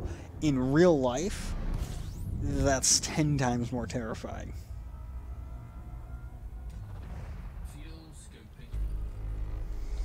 So get this. Real life scenario. I was riding my motorcycle one day, And I get gas in this town called Tonopah. You can look up Tonopah, Nevada. That's where I was at. And I rode from Tonopah to Eli. Now, my bike gets about if I'm careful with it. If I'm careful with it, I can get 150 miles to the tank, right?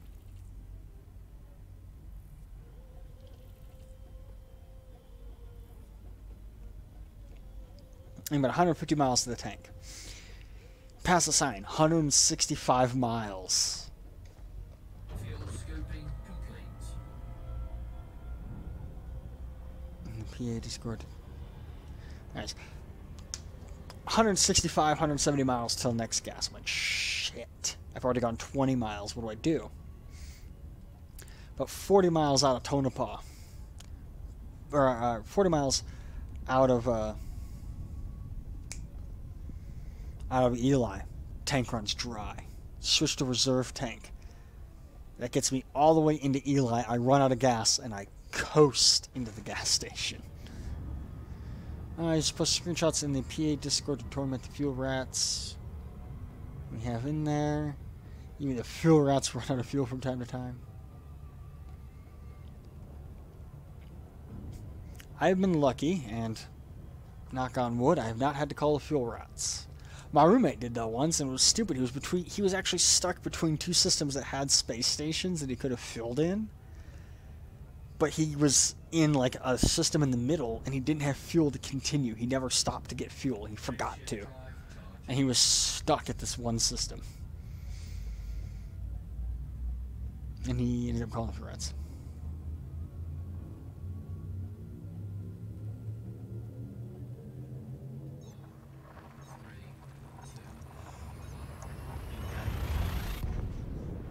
I always like to make sure that I have at least 50% fuel in my tank. Like when it starts getting below 50%, I go, I should start looking for some fuel. Start looking for some fuel. I'm at 35% fuel. And again, I like having everything full, like as much as possible. Fuel scoping. System scan complete.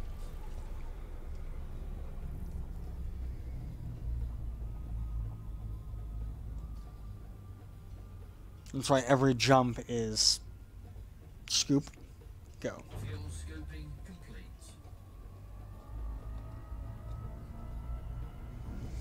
I'm gonna build an Explorer Conda, and I'm just gonna fill it with nothing but fuel tanks. Fuel tanks and a frame shift drive booster, and the biggest fuel scoop I can get.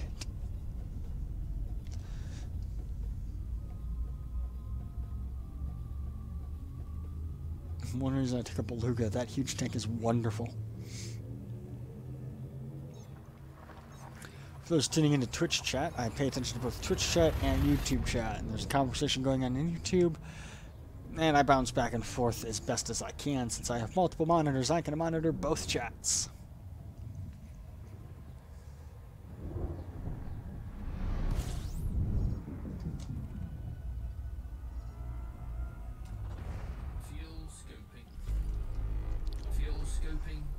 Oh, 33 more jumps.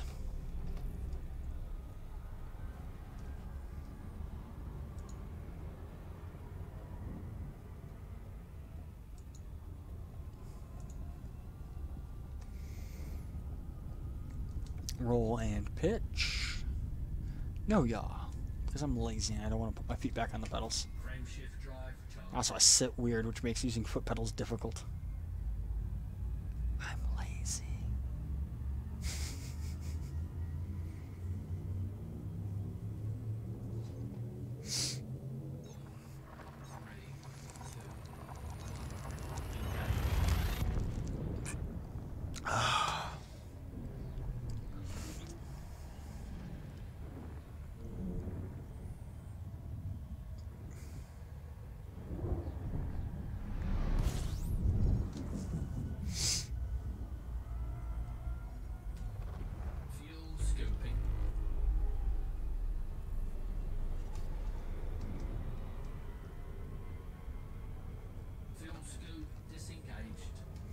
Jump scoop scan.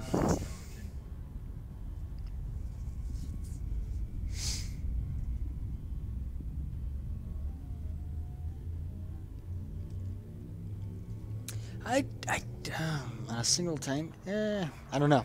I've never flown an Anaconda, so.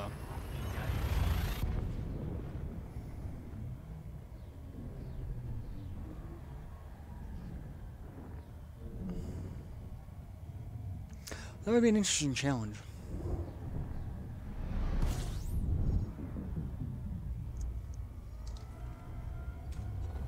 Fuel scoping.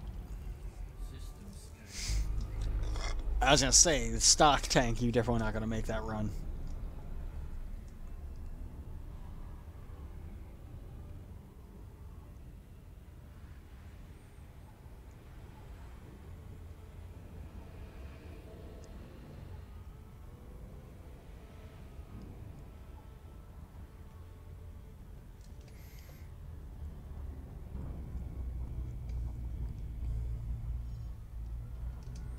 Bright light, bright light!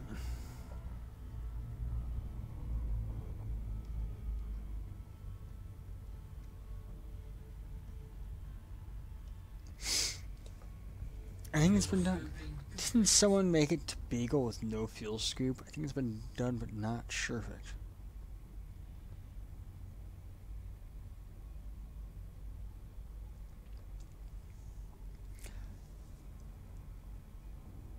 I wonder though, if you did that, you say no fuel scoop, does that mean they also didn't have somebody else transfer fuel to them? They just left the closest station that they could land at and do it, or what? Frame shift drive charging. Only way I could think you could really do that is you had the absolute best engineered fuel efficiency out of everything. Had the lightest ship with the maximum amount of fuel. I'm just picturing that scene now from like The Expanse when they're trying to hide the Rosinante.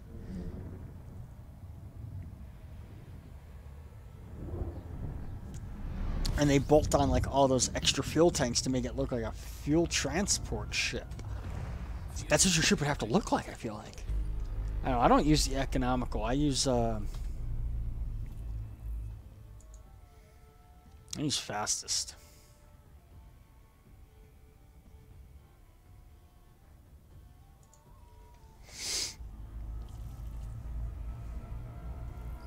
Yeah, but you're still burning the fuel. So if you make 10 jumps in the time in the span it takes me to make one jump, you're still burning, you know, the same amount of fuel.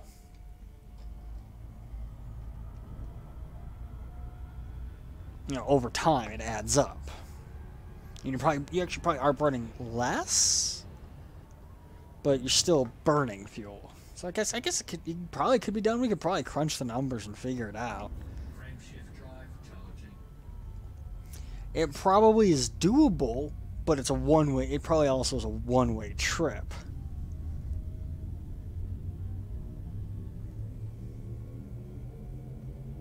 Ready to engage. Ready to Hmm. engage.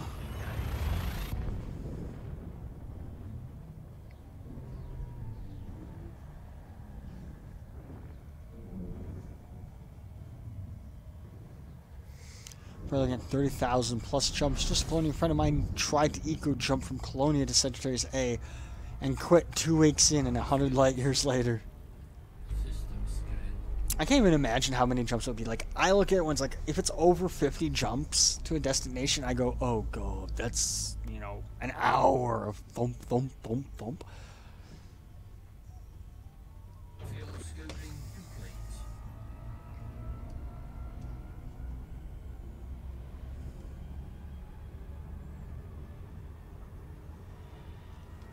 Frame shift drive charging.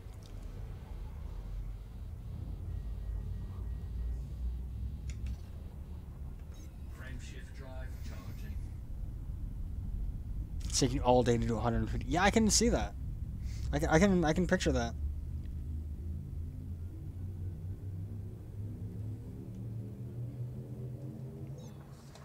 Ready to engage.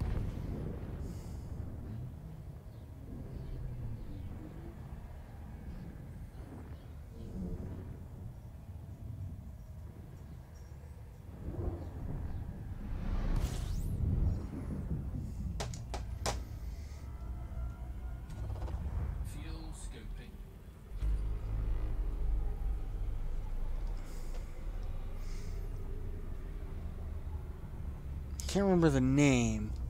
But one commander was out for something like 2 years in eco mode and scanned everything, something like 18 hours stream to sell the data. God, I couldn't imagine doing that. That'll probably be interesting when I finally do go and turn in all the data that I've collected so far.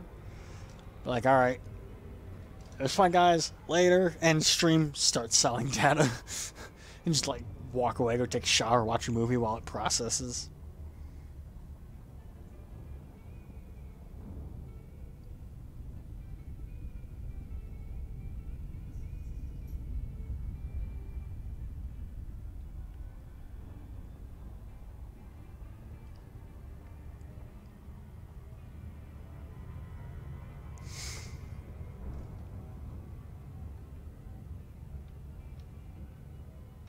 You know, a few people out right now are trying to break his record, but you can't remember his name. I mean, that's okay. There's no need to know his name. I mean, names are difficult.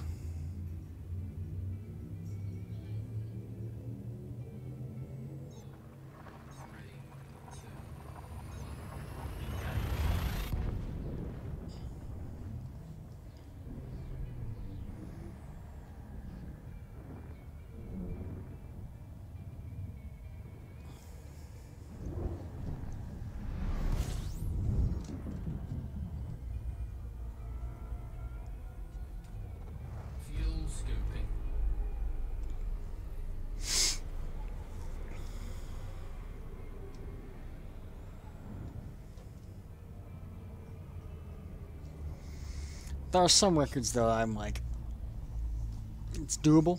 It's definitely doable to break that record. Not gonna try it.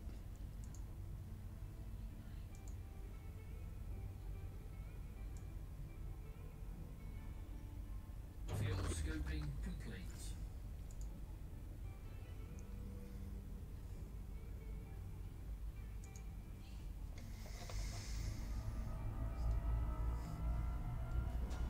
Uh, 47 more jumps.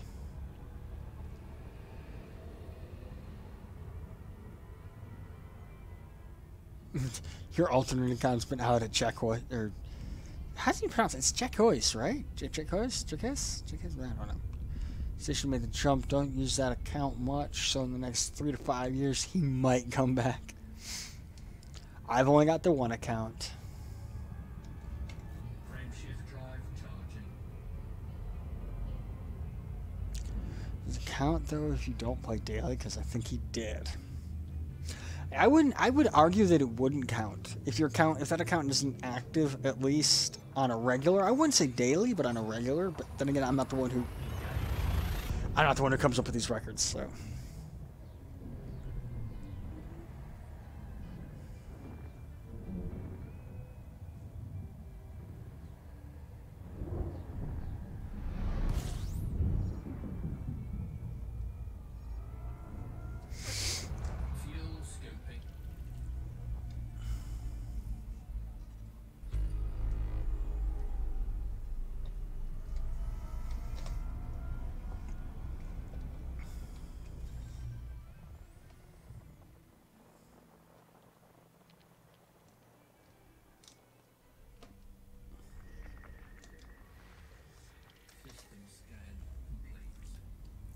Scoping complete. Non-terraformable, yay.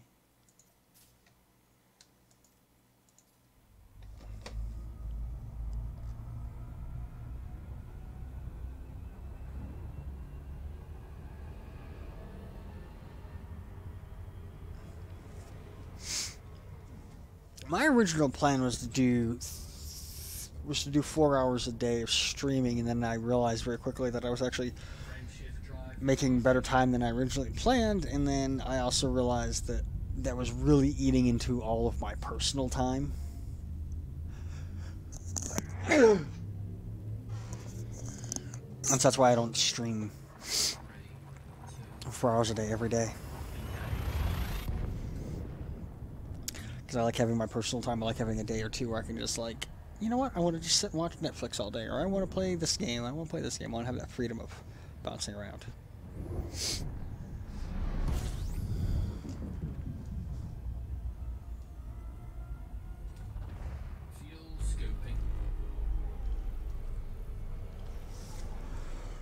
Good. How many jumps we got? We got 45 more jumps. We got plenty of viewers on both Twitch and YouTube if you want to chime in with questions, comments. Fuel scoop disengaged. Or Y-type star. Yee. Y for yee. Frameshift drive charging. I do pay attention to both Twitch and YouTube chats. Nah, I've got less than a...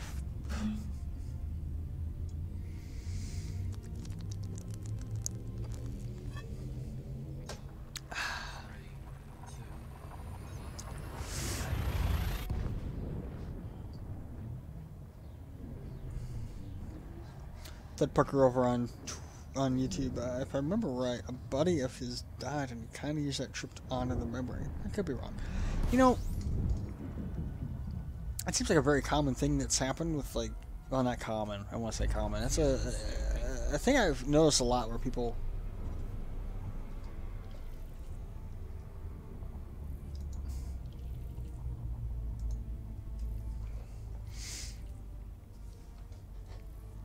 It's my scariest moment, Elite, talking butthole pucker factor 10 or higher.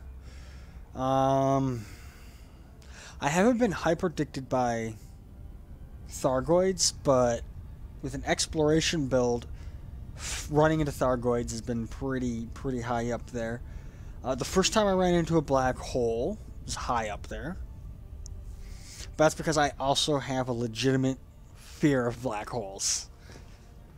Like that picture of, was it MA35 or 55 or 835 or whatever came out, and I was like, that's terrifyingly beautiful. I'm scared. And then I had to go talk to my therapist, and my therapist is like, it's not going to get you. And I'm like, but it could get me. I don't know, I've had a lot of different, like, there's been a couple where it's scary moment turned into just shit moment, like, so far, I've only died once during Distant Worlds 2, and it was a matter of I forgot that I was on a high G planet and went to go do a low pass.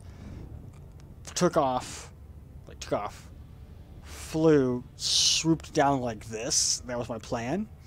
But my ship went, like, here's the ground. I wanted to go like this over the ground. My ship went into the ground. I was like, oh.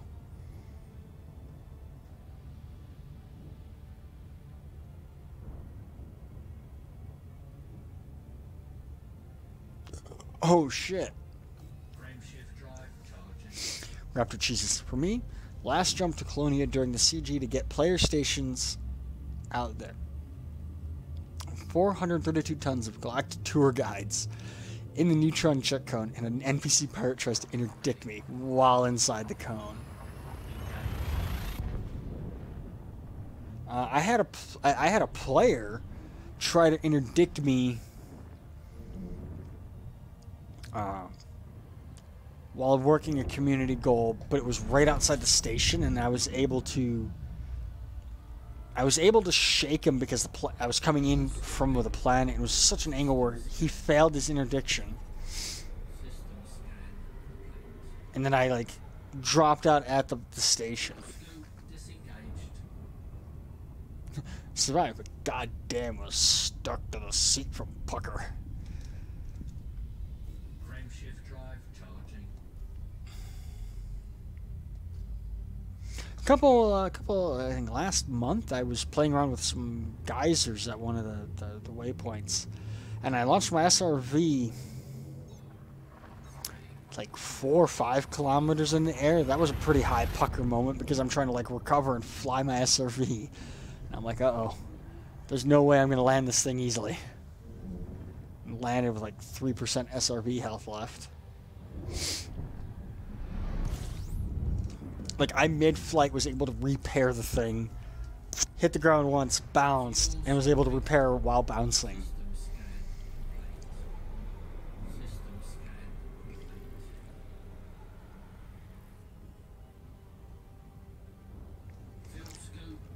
Oh, I should probably make sure I scoop more fuel.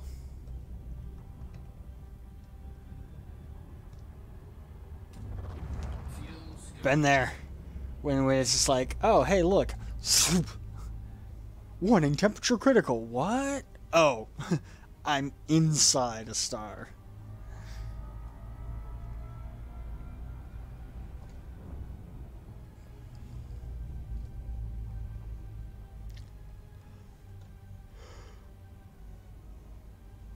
Fuel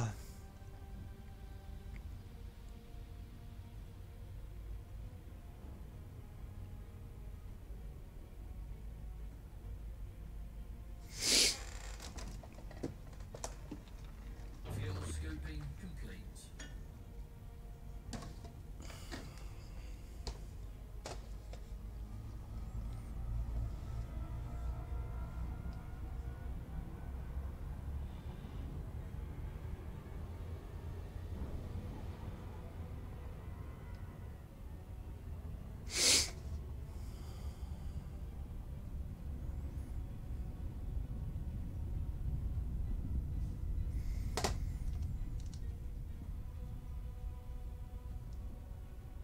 I would, you know, I would put that up there too. I wouldn't put that up there as my scariest moment, Frameshift drive charging. but I would definitely put that up there as one of my oh shit moments. You know.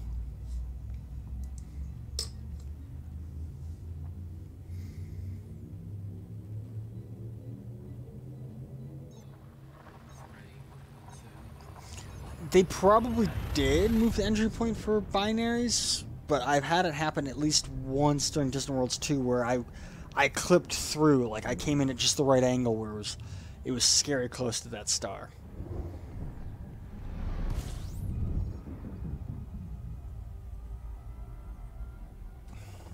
Fuel scoping.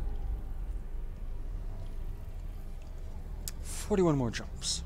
Well, I might get tonight.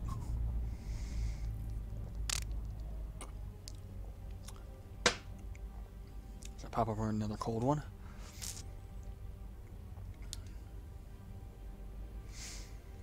Fuel scoping complete.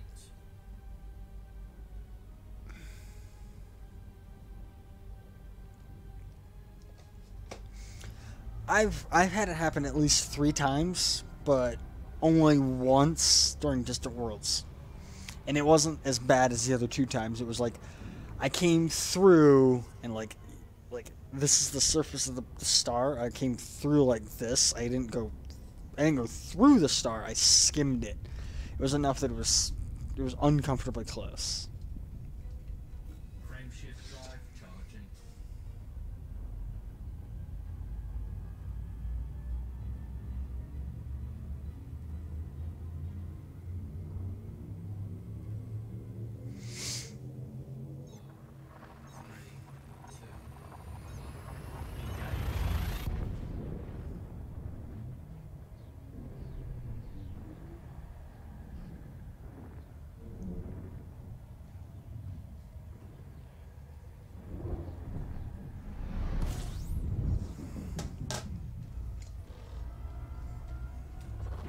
Fuel scoping. System scan complete. 40 more jumps. Making good time. Making good progress.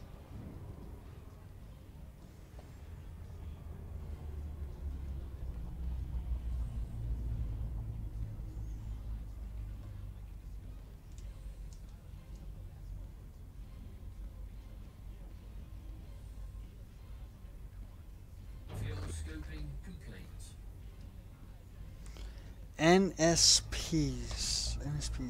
You have to I'm not familiar with all the nomenclature and terminology that people use because I'm kind of oblivious to a lot of shit. Frameshift drive charging.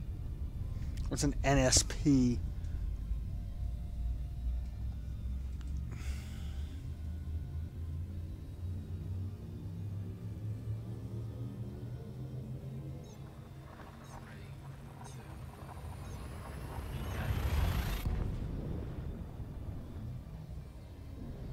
Notable stellar phenomenon? I don't know. I haven't really seen any, but then again, I've been more focused about getting to the waypoints and exploring the planets than the stellar phenomena.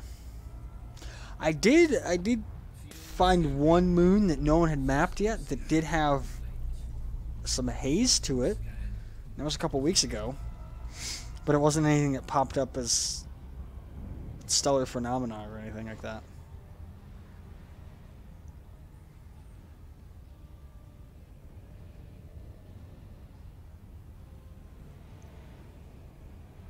Fuel scoping complete.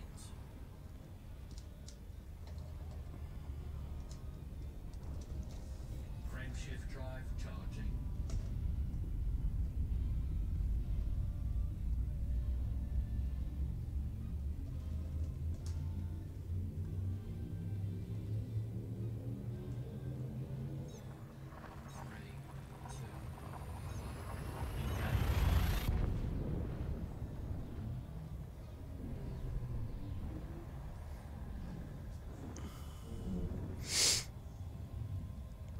Oh, my friend posted a picture of her D1, and she's like, I'm gonna kill the party. And I'm like, I showed you my D1, show me your D20s. Fuel scoping.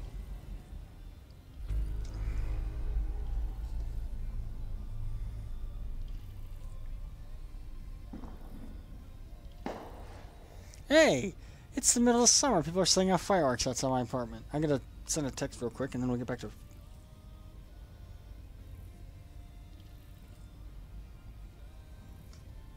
Fuel scoping complete.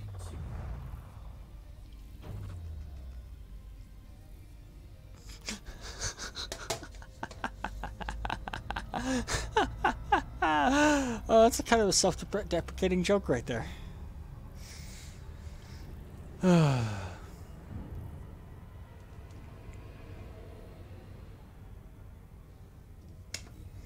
I haven't really found any stellar, like I said, I haven't really found any stellar phenomena. But again, I really haven't looked. Shift drive charging. I'm 38 more jumps. Definitely not going to make it in 7 minutes, but I mean, we'll finish up the waypoint and then we'll call it a night.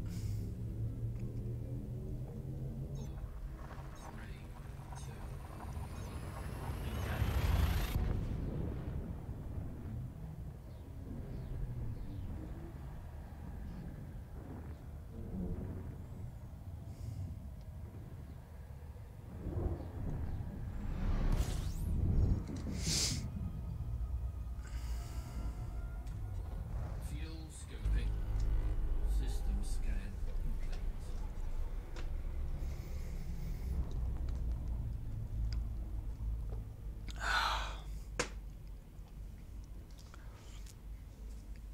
I go with a lot of things, like my body just kind of just like. Scoping complete. When I first started streaming, I couldn't wear my headset for more than like an hour at a time with my glasses on, 'cause it pinched my glasses and actually hurt the side of my head. Warning. Temperature critical. Doesn't anymore.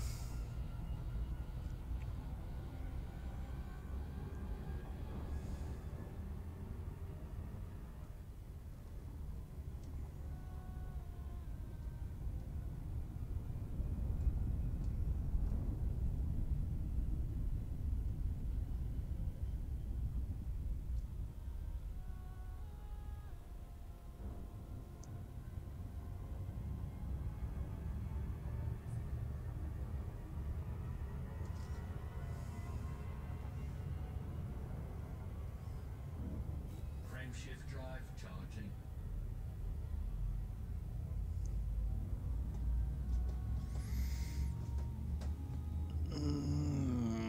Nope, I don't got anything over there. Cool. Cool. 3, 2,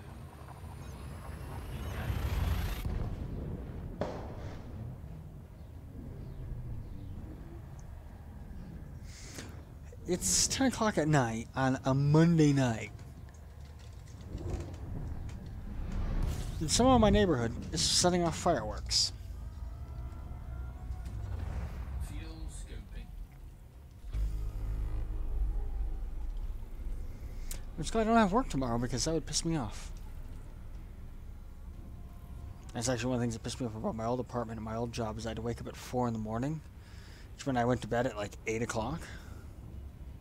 Fuel scoping. Oh, Commander Thud Pucker, see you later. Mail slot. Ah, I never could use a mail slot.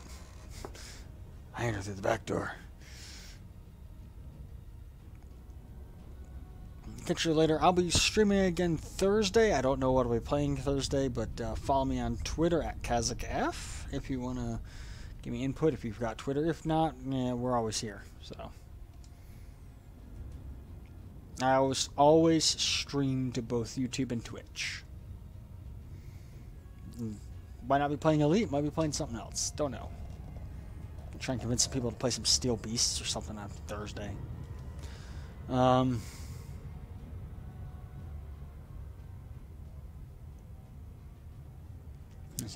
Yeah, my old job, because I'd wake up at 4 in the morning and would go to bed at 8 o'clock at night. And the community pool, one of them was right outside the window of my apartment. People would always be out having a party at 8 o'clock at night. Like having a good old time barbecuing. I'm like, I hate you all, but it's my own damn fault. But now I don't work at that job or live in that apartment, so it's all good.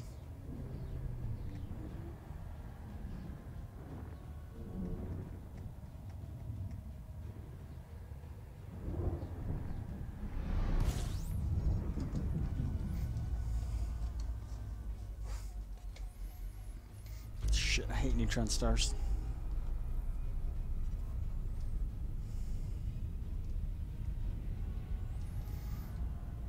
Here we go. Sticking it, sticking it, sticking it, sticking it. Cool, stuck in it.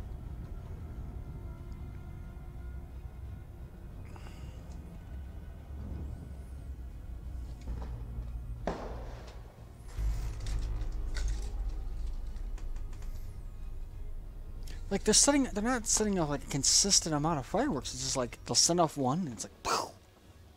And like the one's there, pow!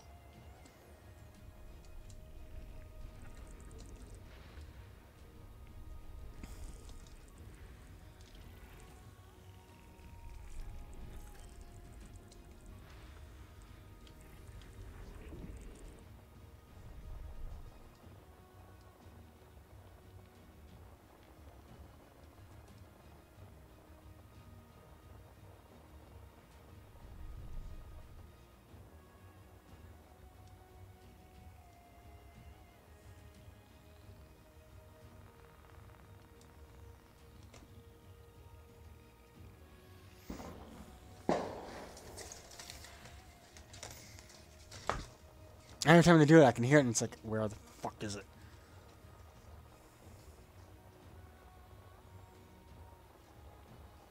I'm tempted to grab my gun and return fire.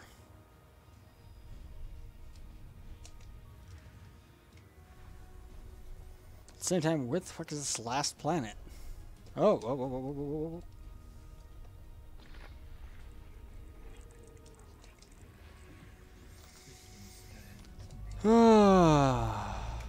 Frameshift drive charging.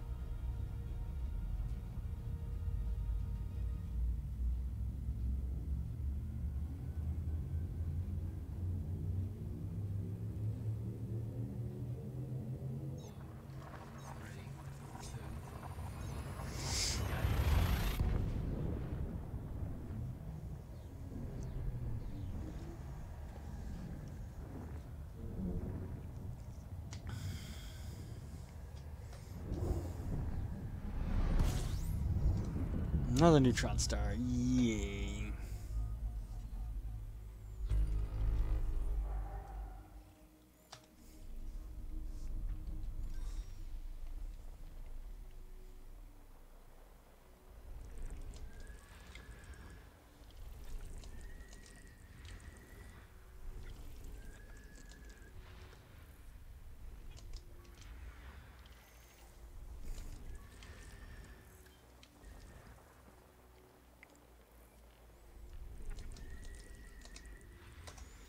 System scan complete.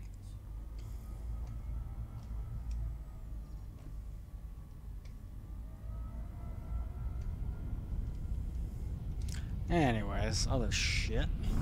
Frameshift drive operating beyond safety limits. Frameshift drive supercharged.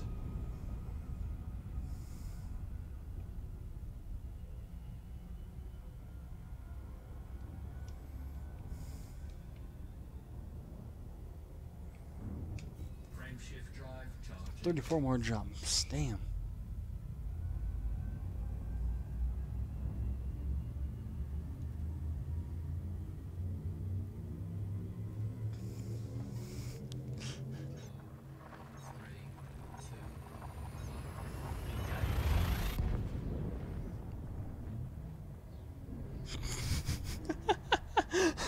So my friend posted a picture of one of her D20s, and she's like, it's sitting on a 1, and she's like, felt cute, might fuck over the entire party later. I don't know.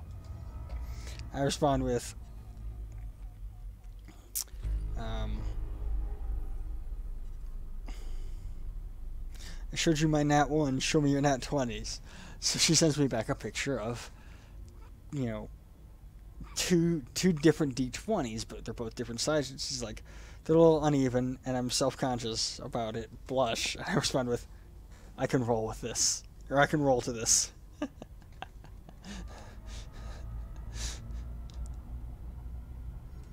Oh, you're not scoopable. The fuck? Why am I doing this? Because I'm not paying enough attention to the world anymore.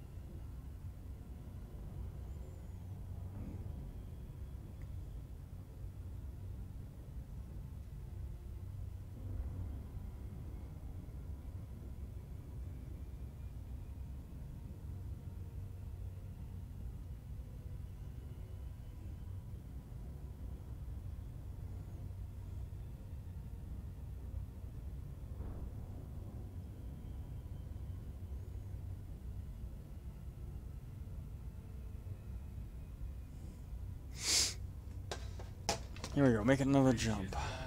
Spinal. Got a lot of people texting me all the time, and I'm just like, oh shit.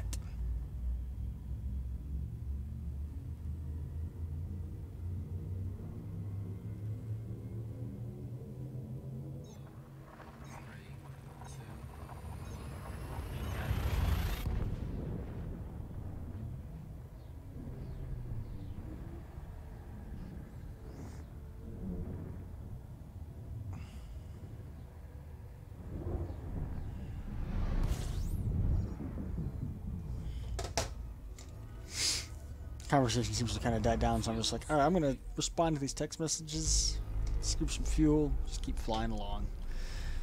Questions, comments, concerns, anything like that, I'm always paying attention to both Twitch and YouTube chat. I'm actually feeling the fact that I've been up since 6 a.m. That's 6:30. I'm up since 6:30 this morning and I had to work all day today, so I'm also like, I'm feeling the energy drop of the day. That I'm several beers into the night, so I mean, what's that too?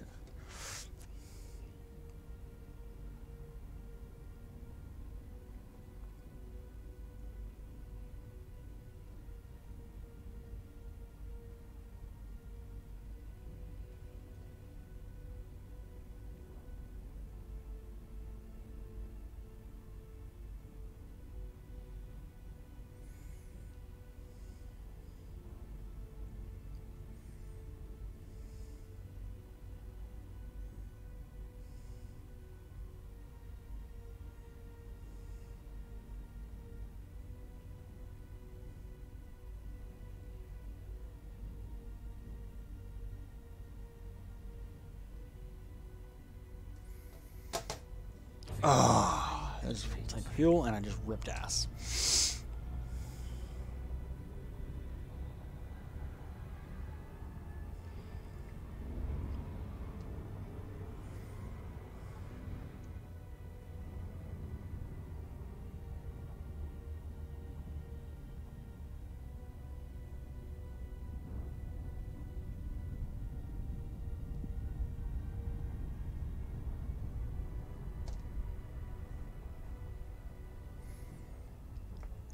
I know one of my friends is like, oh, I want to keep in touch more and I want to talk some more and blah, blah, blah, blah, blah. I'm like, cool, let's talk some more.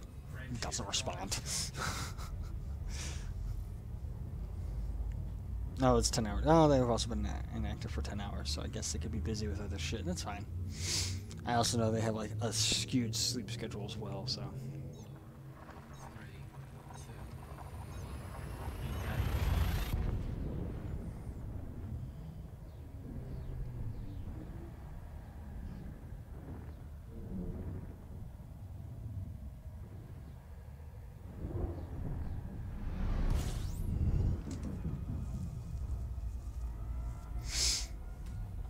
fuel scoping.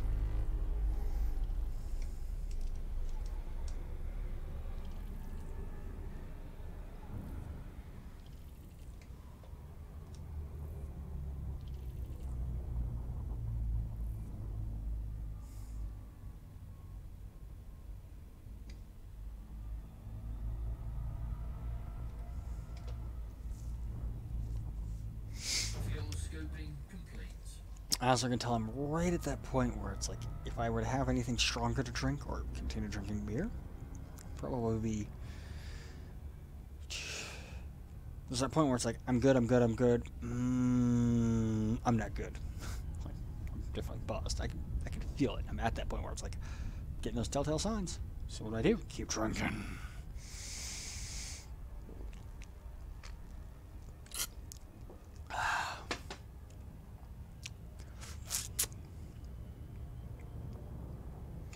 Crankshaft drive charging. 31 more jumps.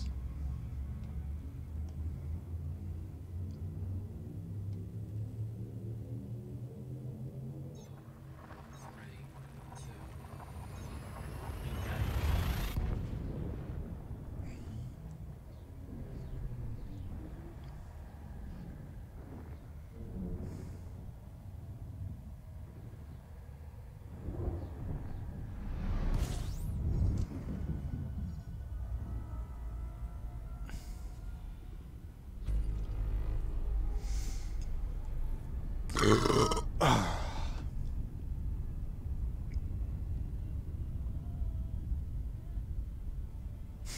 You can do it!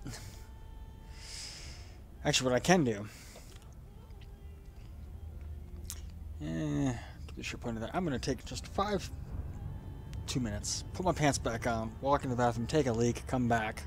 Be right back.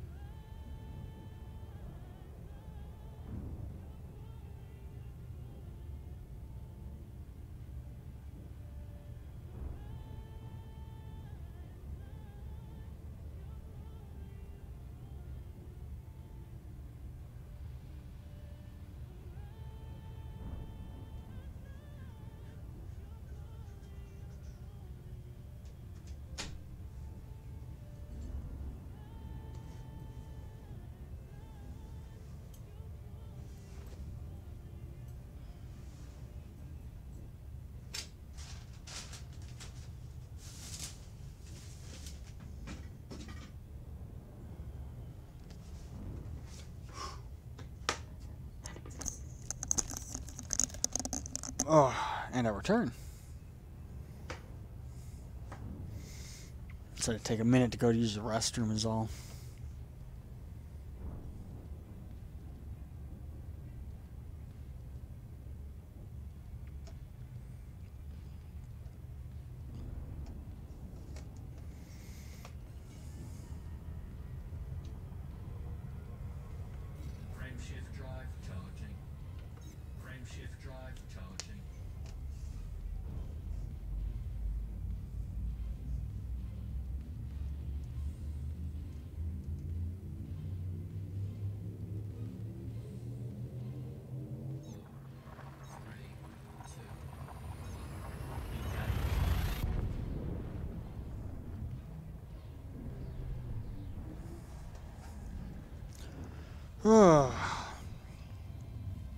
Had to take a leak.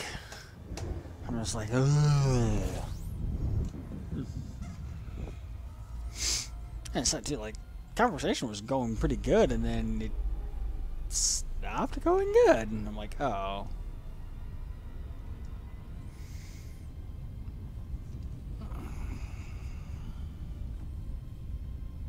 Frame shift drive charging.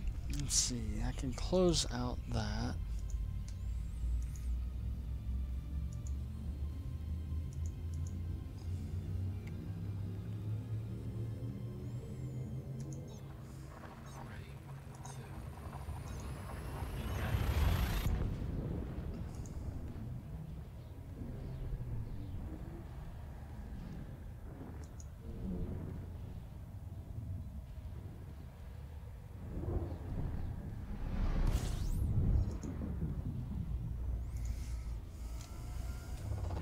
Fuel scoping.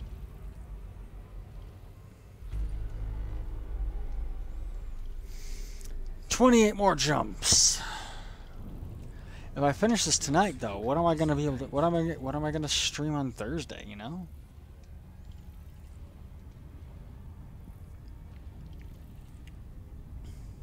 Yeah, we'll finish this tonight. I'll figure out something else to do on some other fun stream to do on Thursday. Maybe something where I can get more people involved, not only in chat, but actually in the game itself, which would be awesome. Frame shift drive charging.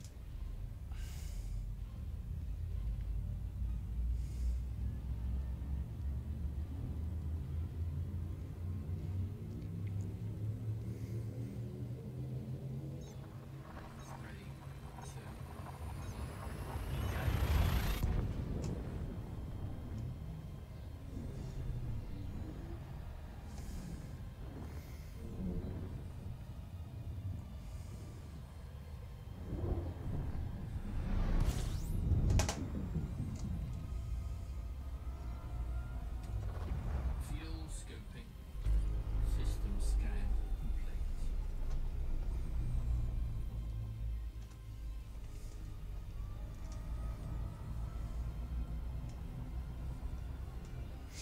Sometimes I've had a couple beers and I've done a couple shots. Yeah, a couple shots. I'm definitely like starting to feel a little loosey goosey, like yee. And Frame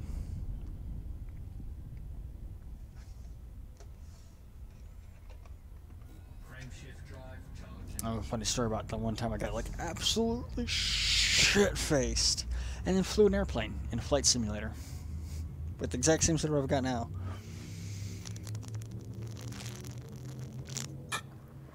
Which is a fun story.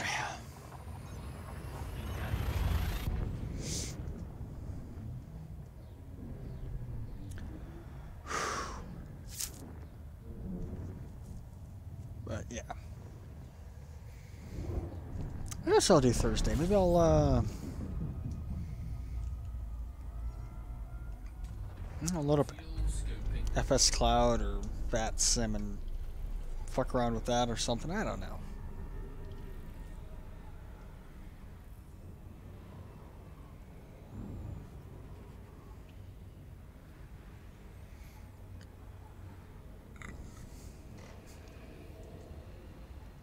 I kind of like also streaming the games that people don't normally play. That's why I stream Elite Dangerous, because not a lot of people, or not Elite Dangerous, Run 8. So not a lot of people play Run 8. At least not a lot of people stream playing Run 8. And like the handful of people who do, don't do it outside of like some of the Run 8 communities, and that's like, well, you kind of suck.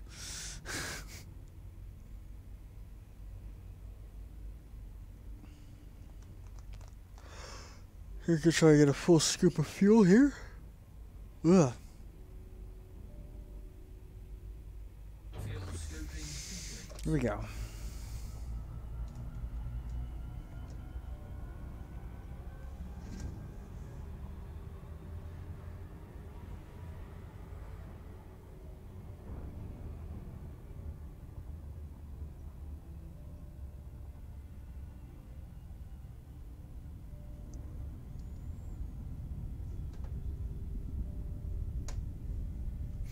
I've kept it in tab. Like I look at when I go to do my streams, I usually I look and see how many like what the viewership is like, and it's up and down. I know when Distant Worlds started out, just because there was a lot of good things and a lot of bad things going on, the viewership was up and down. At my peak, I had like 50 or 60 people in one of my streams, but it was because a known ganker came into my stream trying to find and gank people, and so he brought like all of his followers, and they start talking, and they're like, "Oh, where are you at?" And I'm like, "Oh, I'm at this system." "Oh, we'll meet you there." I'm like, "Cool. By the way, I'm in my own private group. I'm not playing in FleetCom. I'm not playing in open. Like, I'm smarter than that." And then as soon as I said that, 50% of the people left. And I was like, cool. Only 3 bodies to go. Let's scan this. No, there's actually one game I play where there's never more than there's never anyone streaming it. And so when there is people, I'm literally 100% of the people streaming that game. It's also not a very well-known game, and when it is well-known, and in the communities it is well-known in, it's kind of like in the mixed range of popularity. So when I do stream it, viewership is usually mediocre. And that's with heavy advertising that I'm streaming it. Like I posted on Reddit, posted on multiple Facebook groups, posted on Twitter. And I'll post it like hours in advance. Like, hey, on Friday I'm going to be doing this thing, and I'll get 2 people who show up, and it's like, great. Glad I put all this effort in.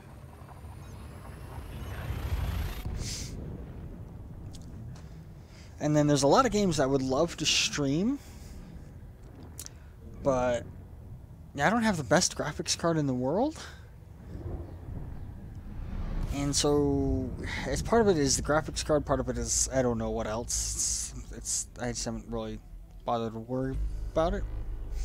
Where the stream output is like, it streams out just fine, but because it's, I'll like, oh, I'm gonna watch it on YouTube as well. It's super choppy, and like I'll check it on like my phone to just see what the output looks like.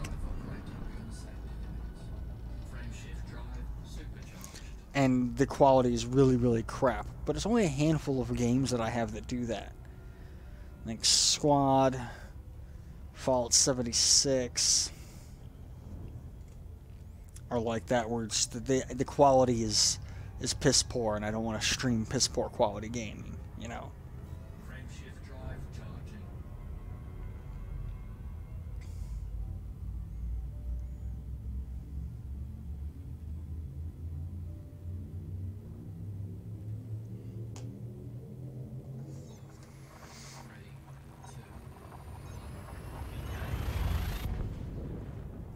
I don't think it's so much a lot of the players stopped playing. I think it's more of a lot of people stopped watching.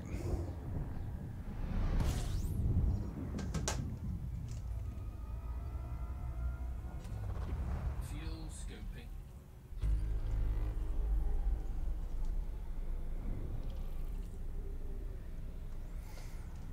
Because I stream a lot. I hardly ever watch live streams. Like, there's 3 people who I routinely watch. And it's because I would rather play the game than watch the game. But that's just me. I know a lot of people who actually enjoy, they like watching other people play because of different reasons, and I try to interact with the community as much as possible to maintain that, that connection with the viewership. It's like if you said, "Oh, do a barrel roll," okay, Fuel scoping. it's not a barrel roll, that's an aileron roll, you fucking idiot. The fucking idiot was to me. But I try and maintain, good community interaction. And one of the games I was playing The whole point was I was basically doing free advertising for this game. And people would come in and be like, oh, I've never heard of this game. Tell me more about it. And I would tell them about it. And then I would show them the features on the stream. And at one point I helped somebody, they bought the game. I helped them get started by just doing everything on stream, and they watched it, which I thought was awesome. Which is what I like doing. I like showcasing games for people. I would love to be like early level beta tester for games and be like, this game isn't out yet, and here I am showing it to you because these developers, like, they said I could do that, but I don't have that I don't have that community following, and I don't have that repertoire with any game developers, with the exception of one. And the game he's working on, it's a single guy, is not ready for anything like that. Just landed at Colonia Dream. So you're at Colonia, or you're somewhere else named Colonia Dream? How many more jumps do I got? 22 more jumps. Frameshift drive charging.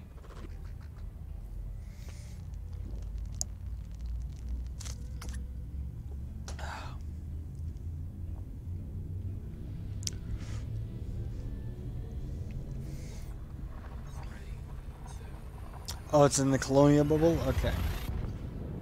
I haven't been there in a while. I should really visit it again.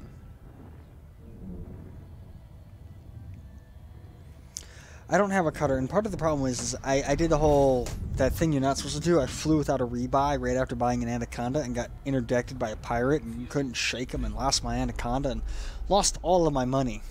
And that's why I'm in a DBX. I mean, I love the DBX. It's a great little ship.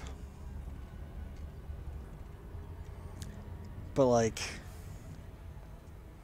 I could have had something better had I not been stupid and saved more money, you know? Fuel scoping complete. F. I had just enough money to buy the Anaconda, but not enough money to outfit it. I got it mostly outfitted for doing some cargo runs, and my whole plan was I was going to turn it into a cargo ship, haul a ton of cargo, make a ton of money, and then turn it into an exploration ship.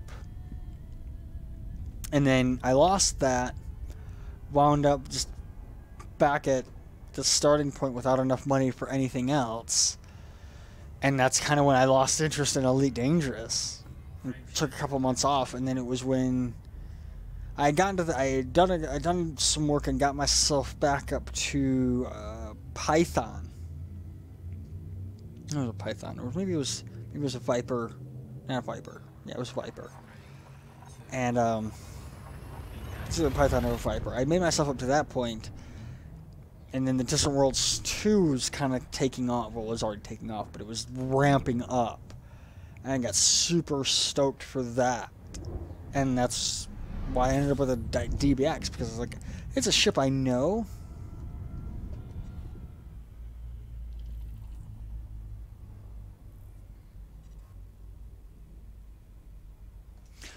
I know a guy that grinded hardcore in a Viper and upgraded to a Conda, flew it with no rebuy and no modules, crashed it at far seers, pace going 300 meters per second into the dirt. He stopped playing after that.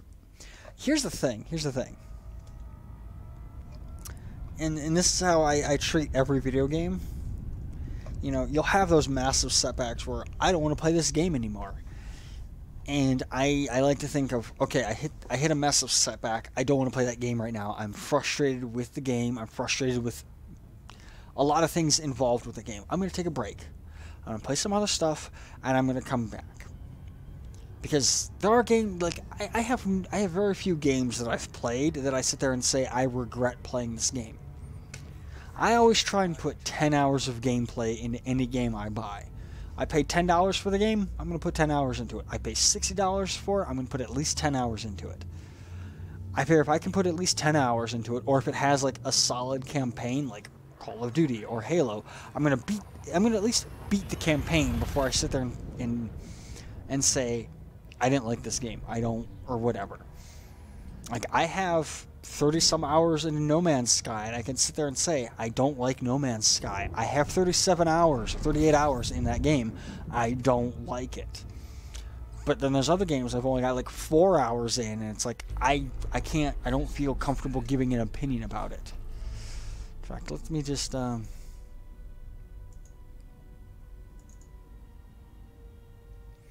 to bring up my library here.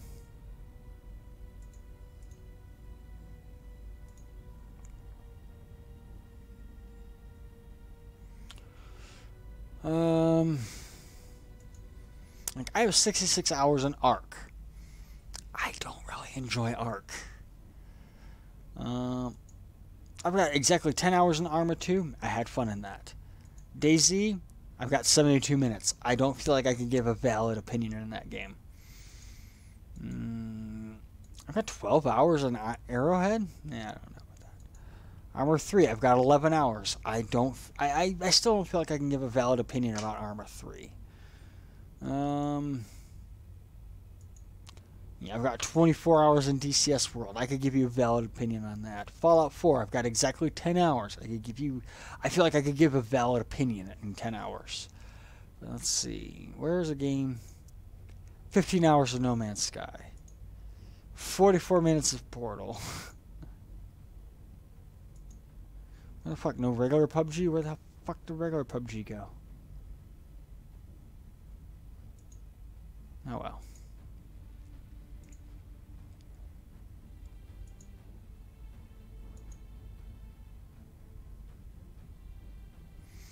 Yeah, it's like,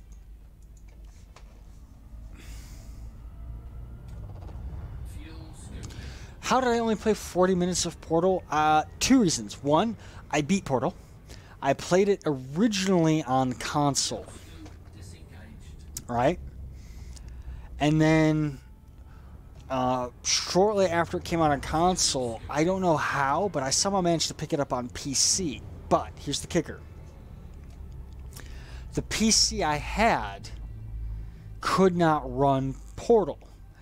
So that 40 minutes of Portal was me, at loading screens and trying to just, do what I could at like 6 FPS. And then just giving up because the computer I had at the time could not handle Portal. Since then, obviously, I've upgraded to a computer that can, but I've never gone back and revisited that game because I played it once. I completed the game, I completed the campaign, I thought it was fun. Puzzle games really aren't my thing, they're not my flavor. And so I haven't really felt the need to return to it. And when I say it's not my flavor, I'm not saying, oh, it's a shitty game, it's a bad game. It's a great game, it's a fantastic game. It's not a game that I like in terms of gameplay mechanics. Like, I don't like puzzle games, so it's like, I recognize that it's a good game. I recognize why it's good. I also recognize that it's not the gameplay type that I enjoy. So I had fun, not something I'm going to just replay. It's kind of like when you eat food, you try something new food-wise, and it's like, I don't like this, but I understand that other people do. Like, I don't like pickles, but I understand other people do. I don't like sushi, but I understand other people do. I take that kind of mentality with video games. Like, I very, very seldom talk shit about games. I mean, I'll complain about them, but I will rarely shit on a video game.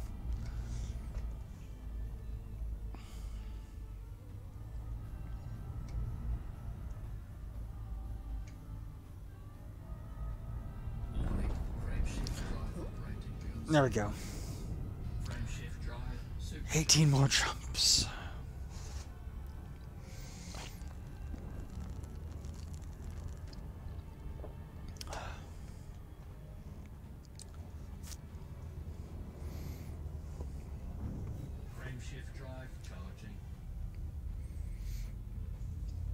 I have some games I have hundreds and hundreds and hundreds of hours in, and it's like, I really enjoy this game.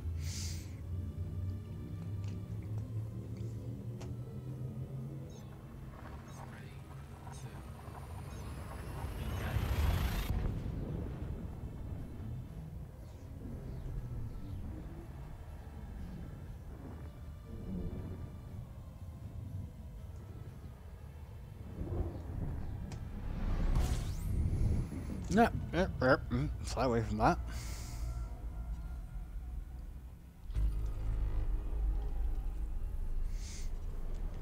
You know that I do have I think I've definitely told the story of how I got my computer, but I know it's like it's a fun and interesting story that not everybody knows. If anyone wanted to hear that story, I'd be more than willing to like blabber on for 15 minutes on how I got it. But now that I have like the computer I have now, it's like I keep forgetting all these games that I couldn't play before because of my old computer.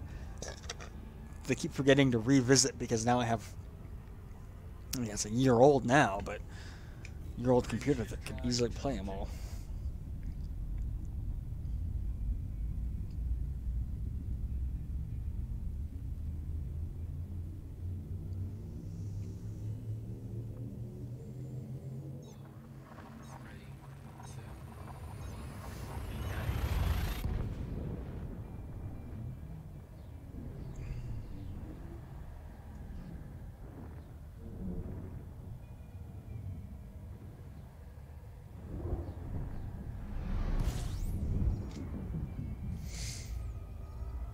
My mom posted a picture earlier of her dog at the vet. I'm like, great. What the fuck's wrong with the dog now?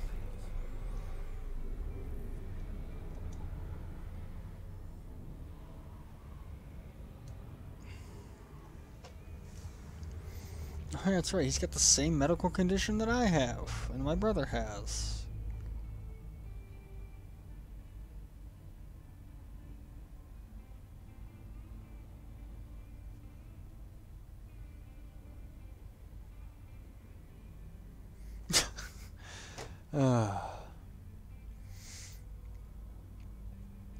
Just gonna scoop some fuel. How much more beer do I have left? Oh, shit. I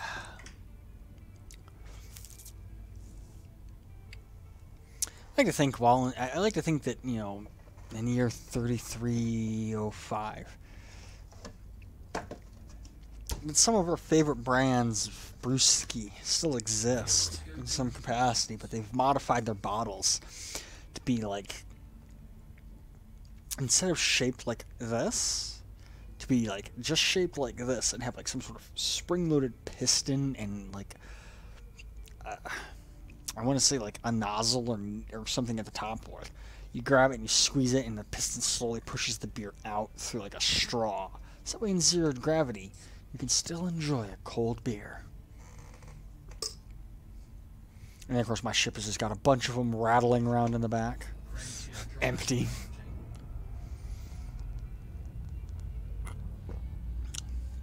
Nope.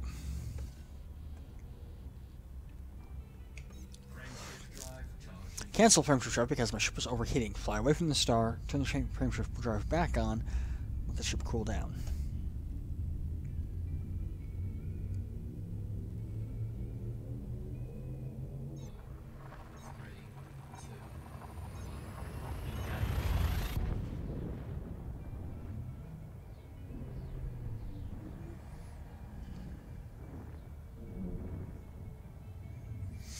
Oh.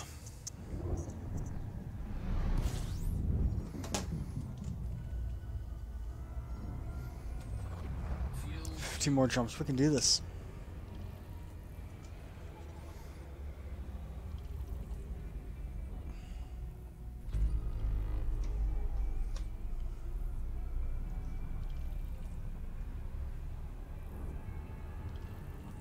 Fuel scooping complete.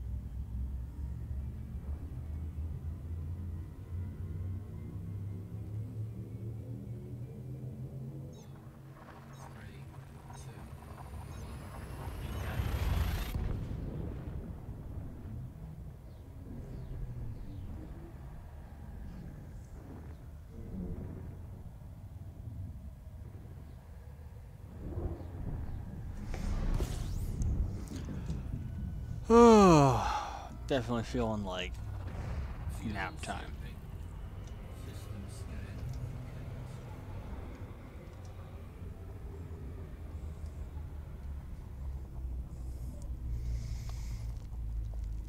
complete.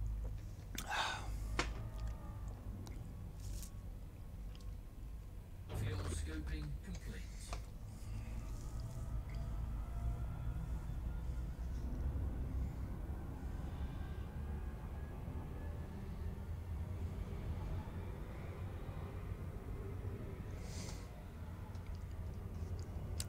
There's this whole new thing on Facebook. This profoundly me or whatever bullshit, right? I just said, you know what, fuck it. Half my friends are doing it. I'll just do it just to fucking amuse them, Shift right? 5 charging. Ugh. The burp that got stuck. Anyways. So they're all doing it. And if you can't see my screen, it's because I'm cleaning up some trash off the corner of my desk. Oh, that's where my cookies went. Anyways, a bunch of my friends are doing it. I decided to do it, whatever. My friend's like, I find you attractive, but I'm not in a position to do anything about it. And I'm like, brah, hit me up. Fuel scoping.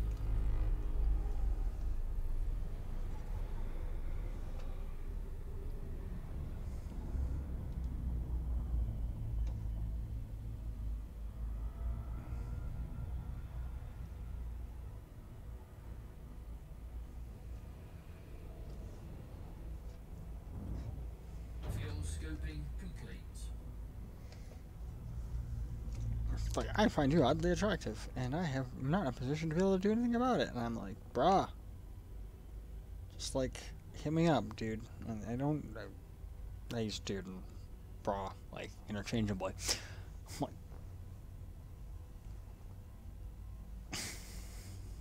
I'm like, let me know, man. Like, I won't judge. I'm open and don't judge. Part of the perks of living the life that I've somehow managed to fucking live. I'm in an interesting position, and I don't even know how the hell I'm handling it, but I'm handling it. With copious amounts of alcohol. Did I mute my mic? I don't know. Oh, fucking hell, man. You know what?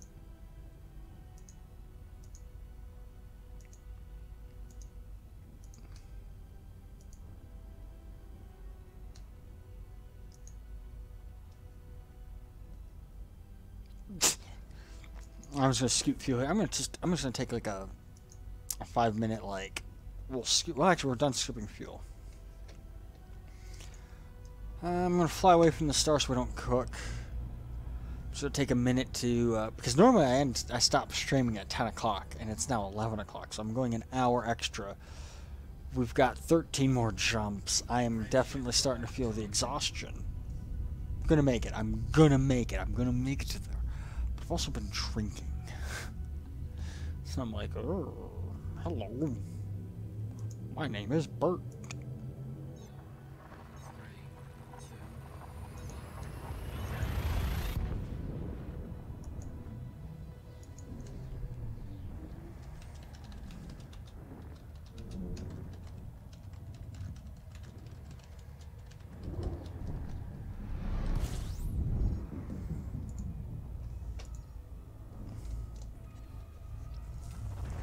Fuel scoping.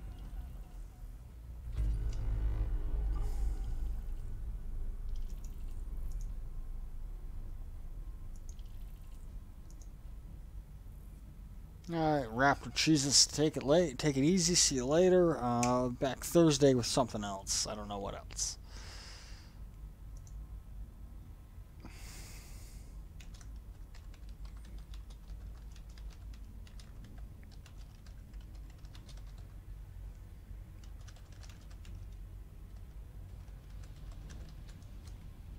Fuel scoping complete.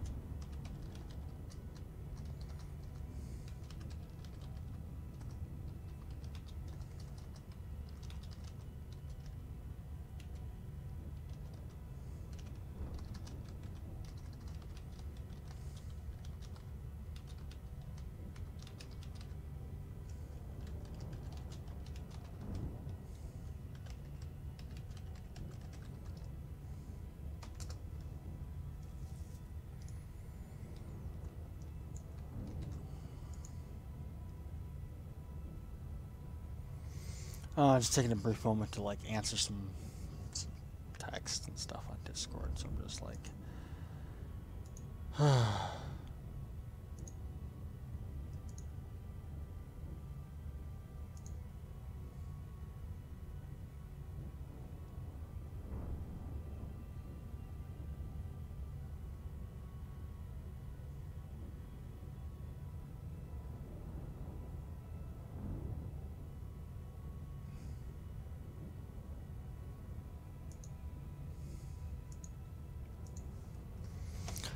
'Let's punch it. We've got what, 13 jumps left? 12.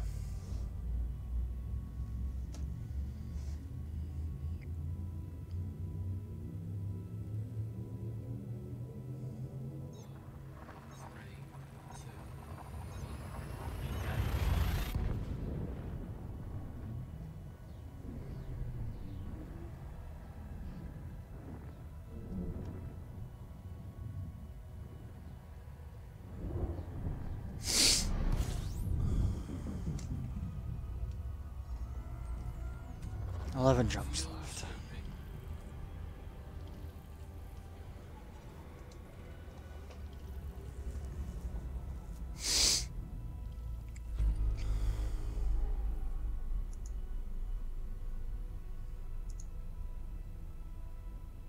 Fuel scoping complete.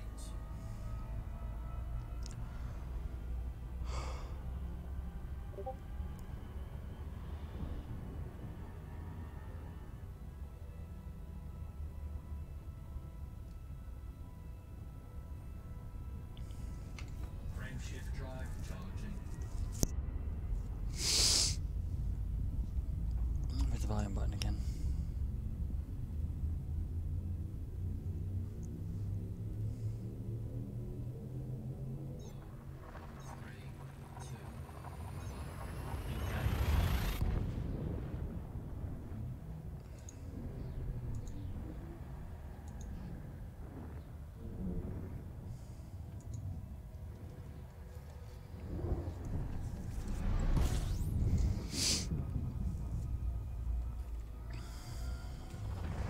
Fuel scoping.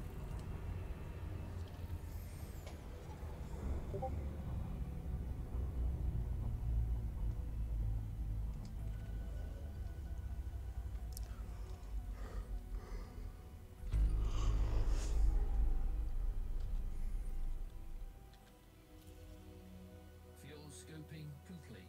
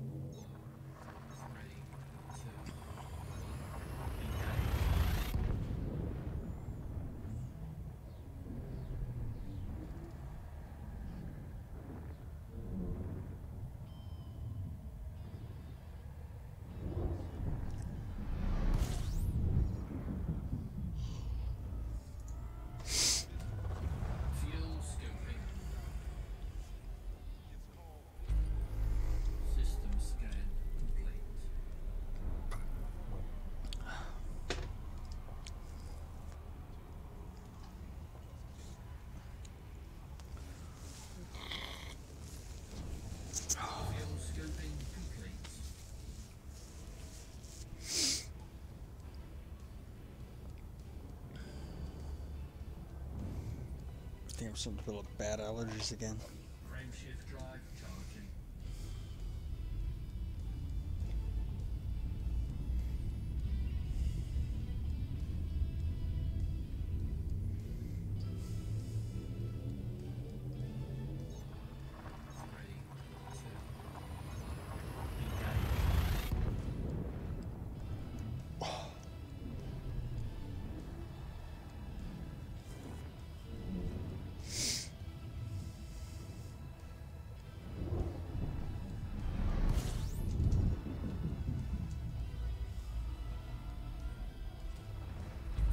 Scoping.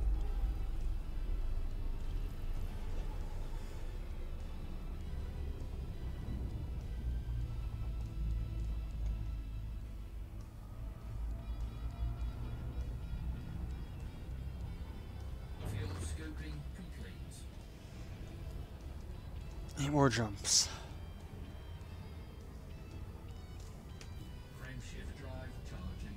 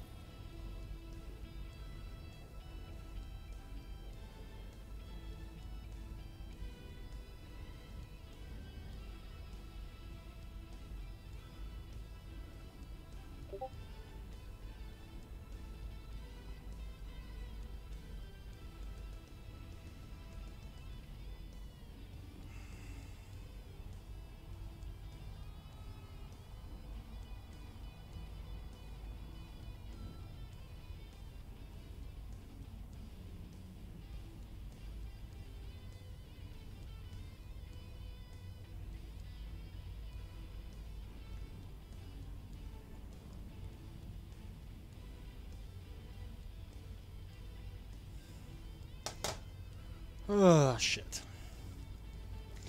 7 jumps. Fuel scoping.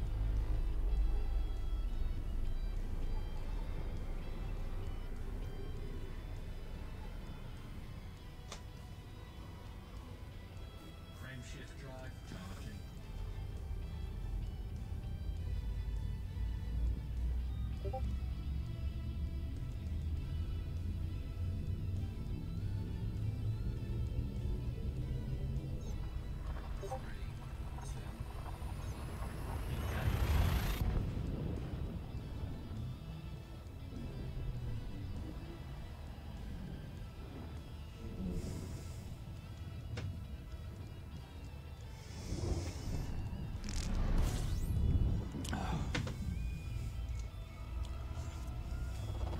Fuel scoping. System scan complete. 6 jumps.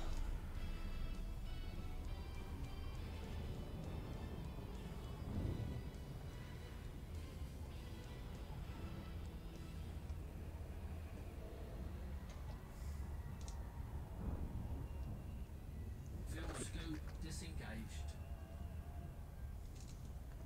Frame shift drive charging.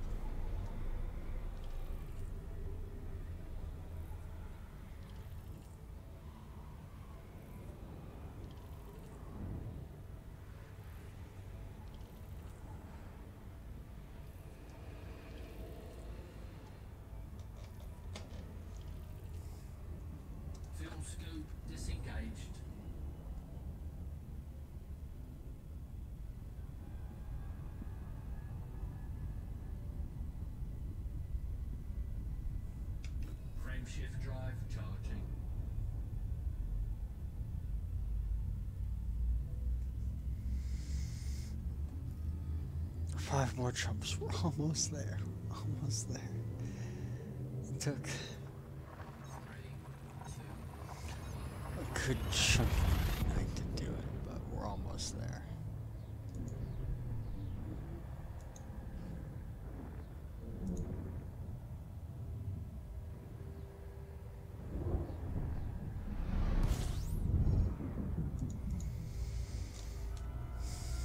Four more jumps.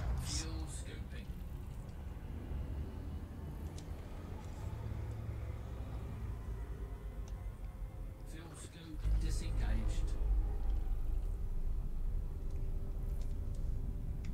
Frame shift drive charging.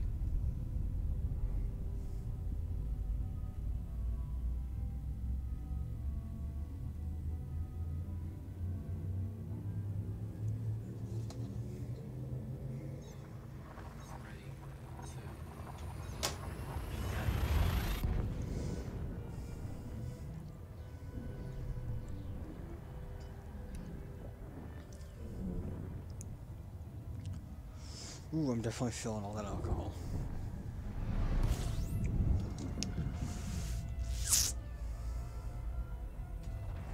Fuel scoping.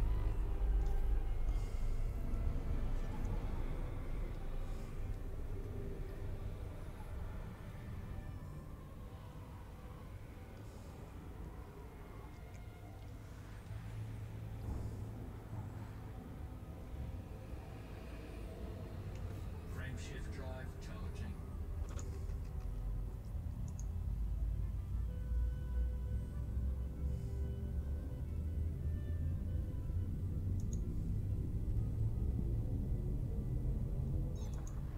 Three, two, engage.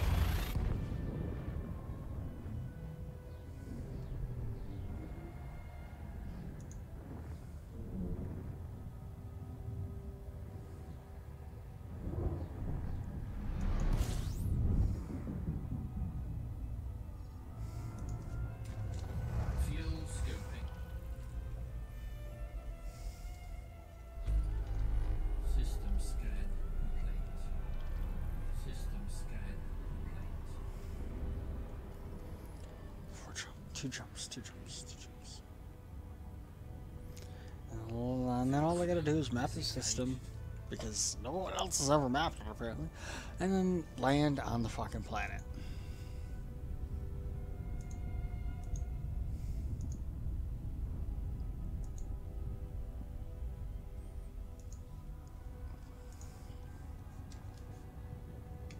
Frame shift drive charging.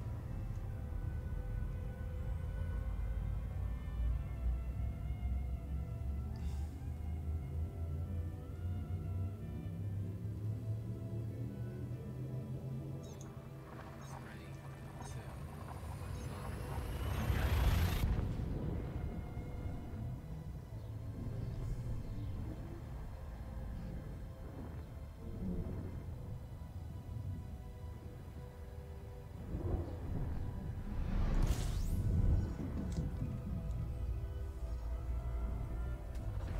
Fuel scoping. System scan complete. One more jump.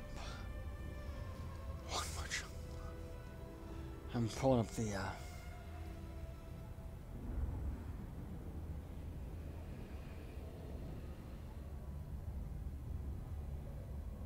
Fuel scope disengaged.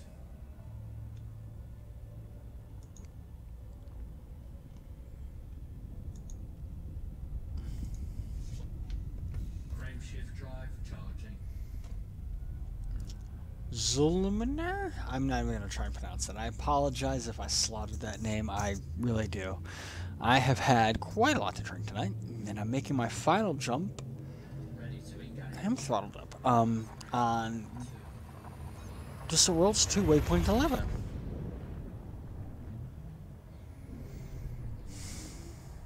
I'm also very tired. It's been up since 6 a.m. and it is now 11 p.m. and typically now is about the time I go to bed.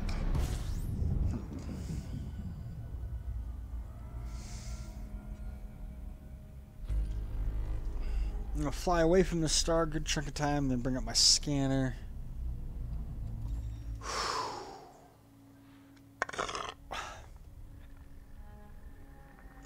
Excuse me.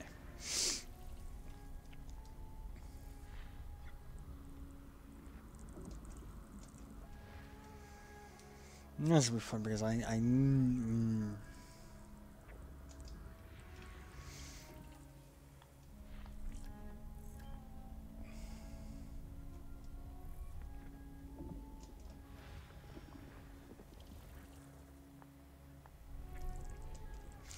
at that point where fine motor skills are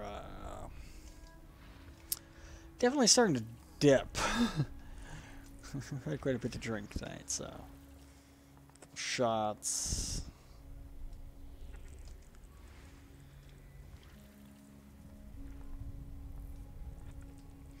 Couple brewskis. It's been a long day, you know, and today's my Friday. I have a skewed schedule. So I work. I get Tuesday, Wednesday off. So it's like it's my Friday night. I can do whatever frick frack I want.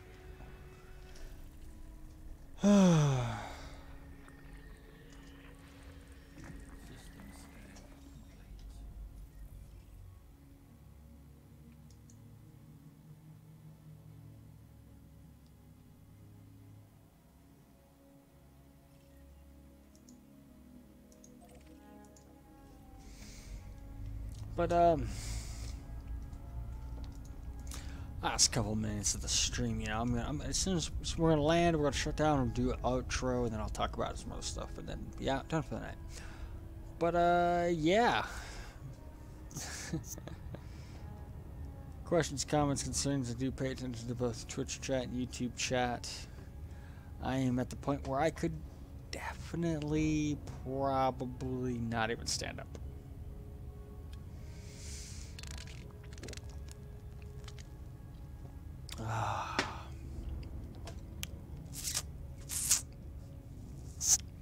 I'm gonna sleep mostly okay tonight.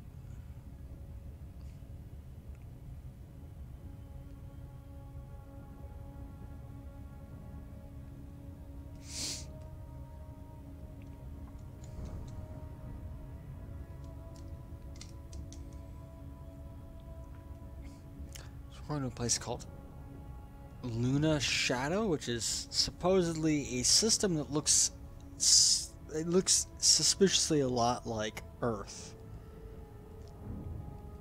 and the moon. So, even though it's technically a water world that this moon orbits.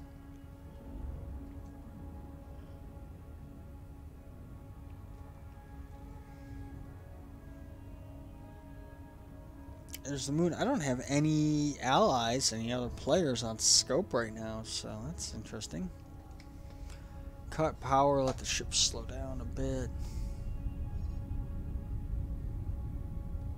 So I want to double check our map.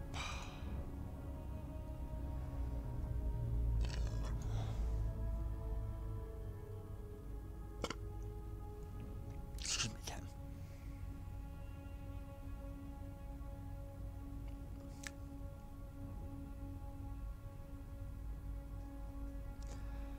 Alright there. Where we gotta go.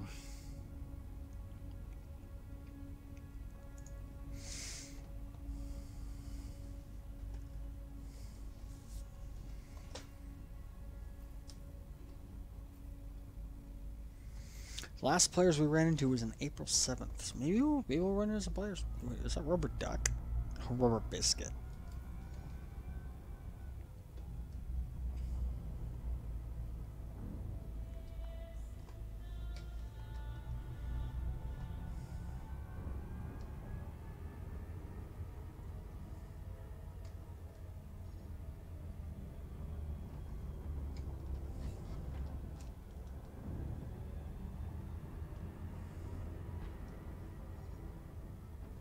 Orbital flight engaged.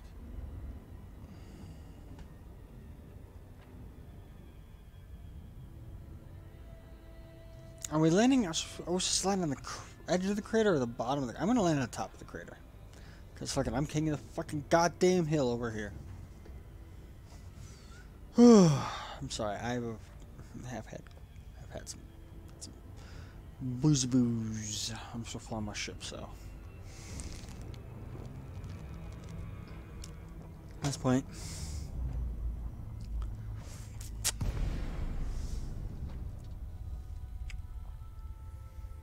should not be allowed to fly this ship. Don't drink and fly, kids.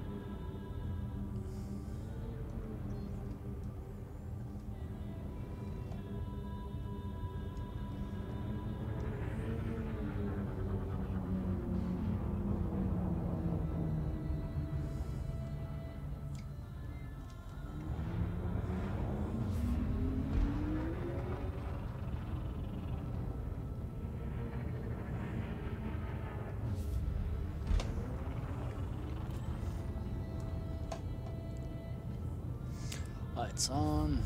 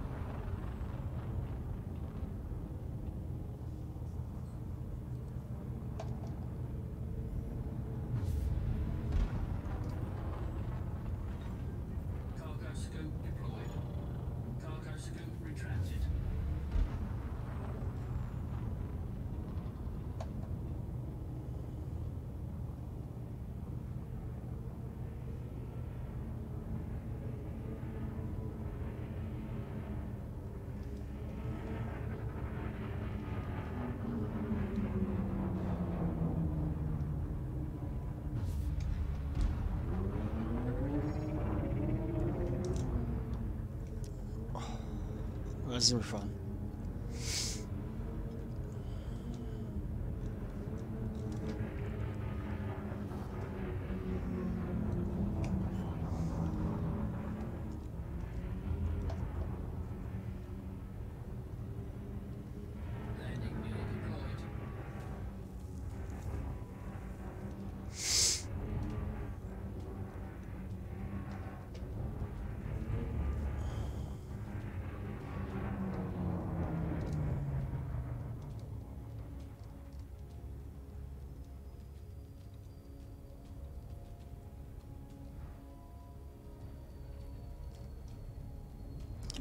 good. Keep the alignment good. Keep the alignment good. Keep the alignment good.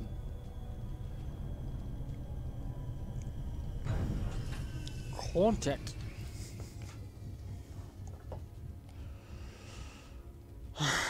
Well, we'll be back. Fucking.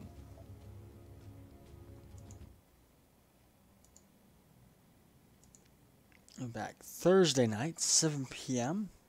I don't know what we'll be playing. We'll figure it out between now and then. I'd like to thank the viewers for being here. Awesome conversation as always. We actually had some really good conversation today, which was great. Follow me on Twitter at Kazik, K-A-Z-I-C-K-F, all one word. I do occasionally post stuff there regarding streams. I'll catch you guys all later. Commander Kazik out.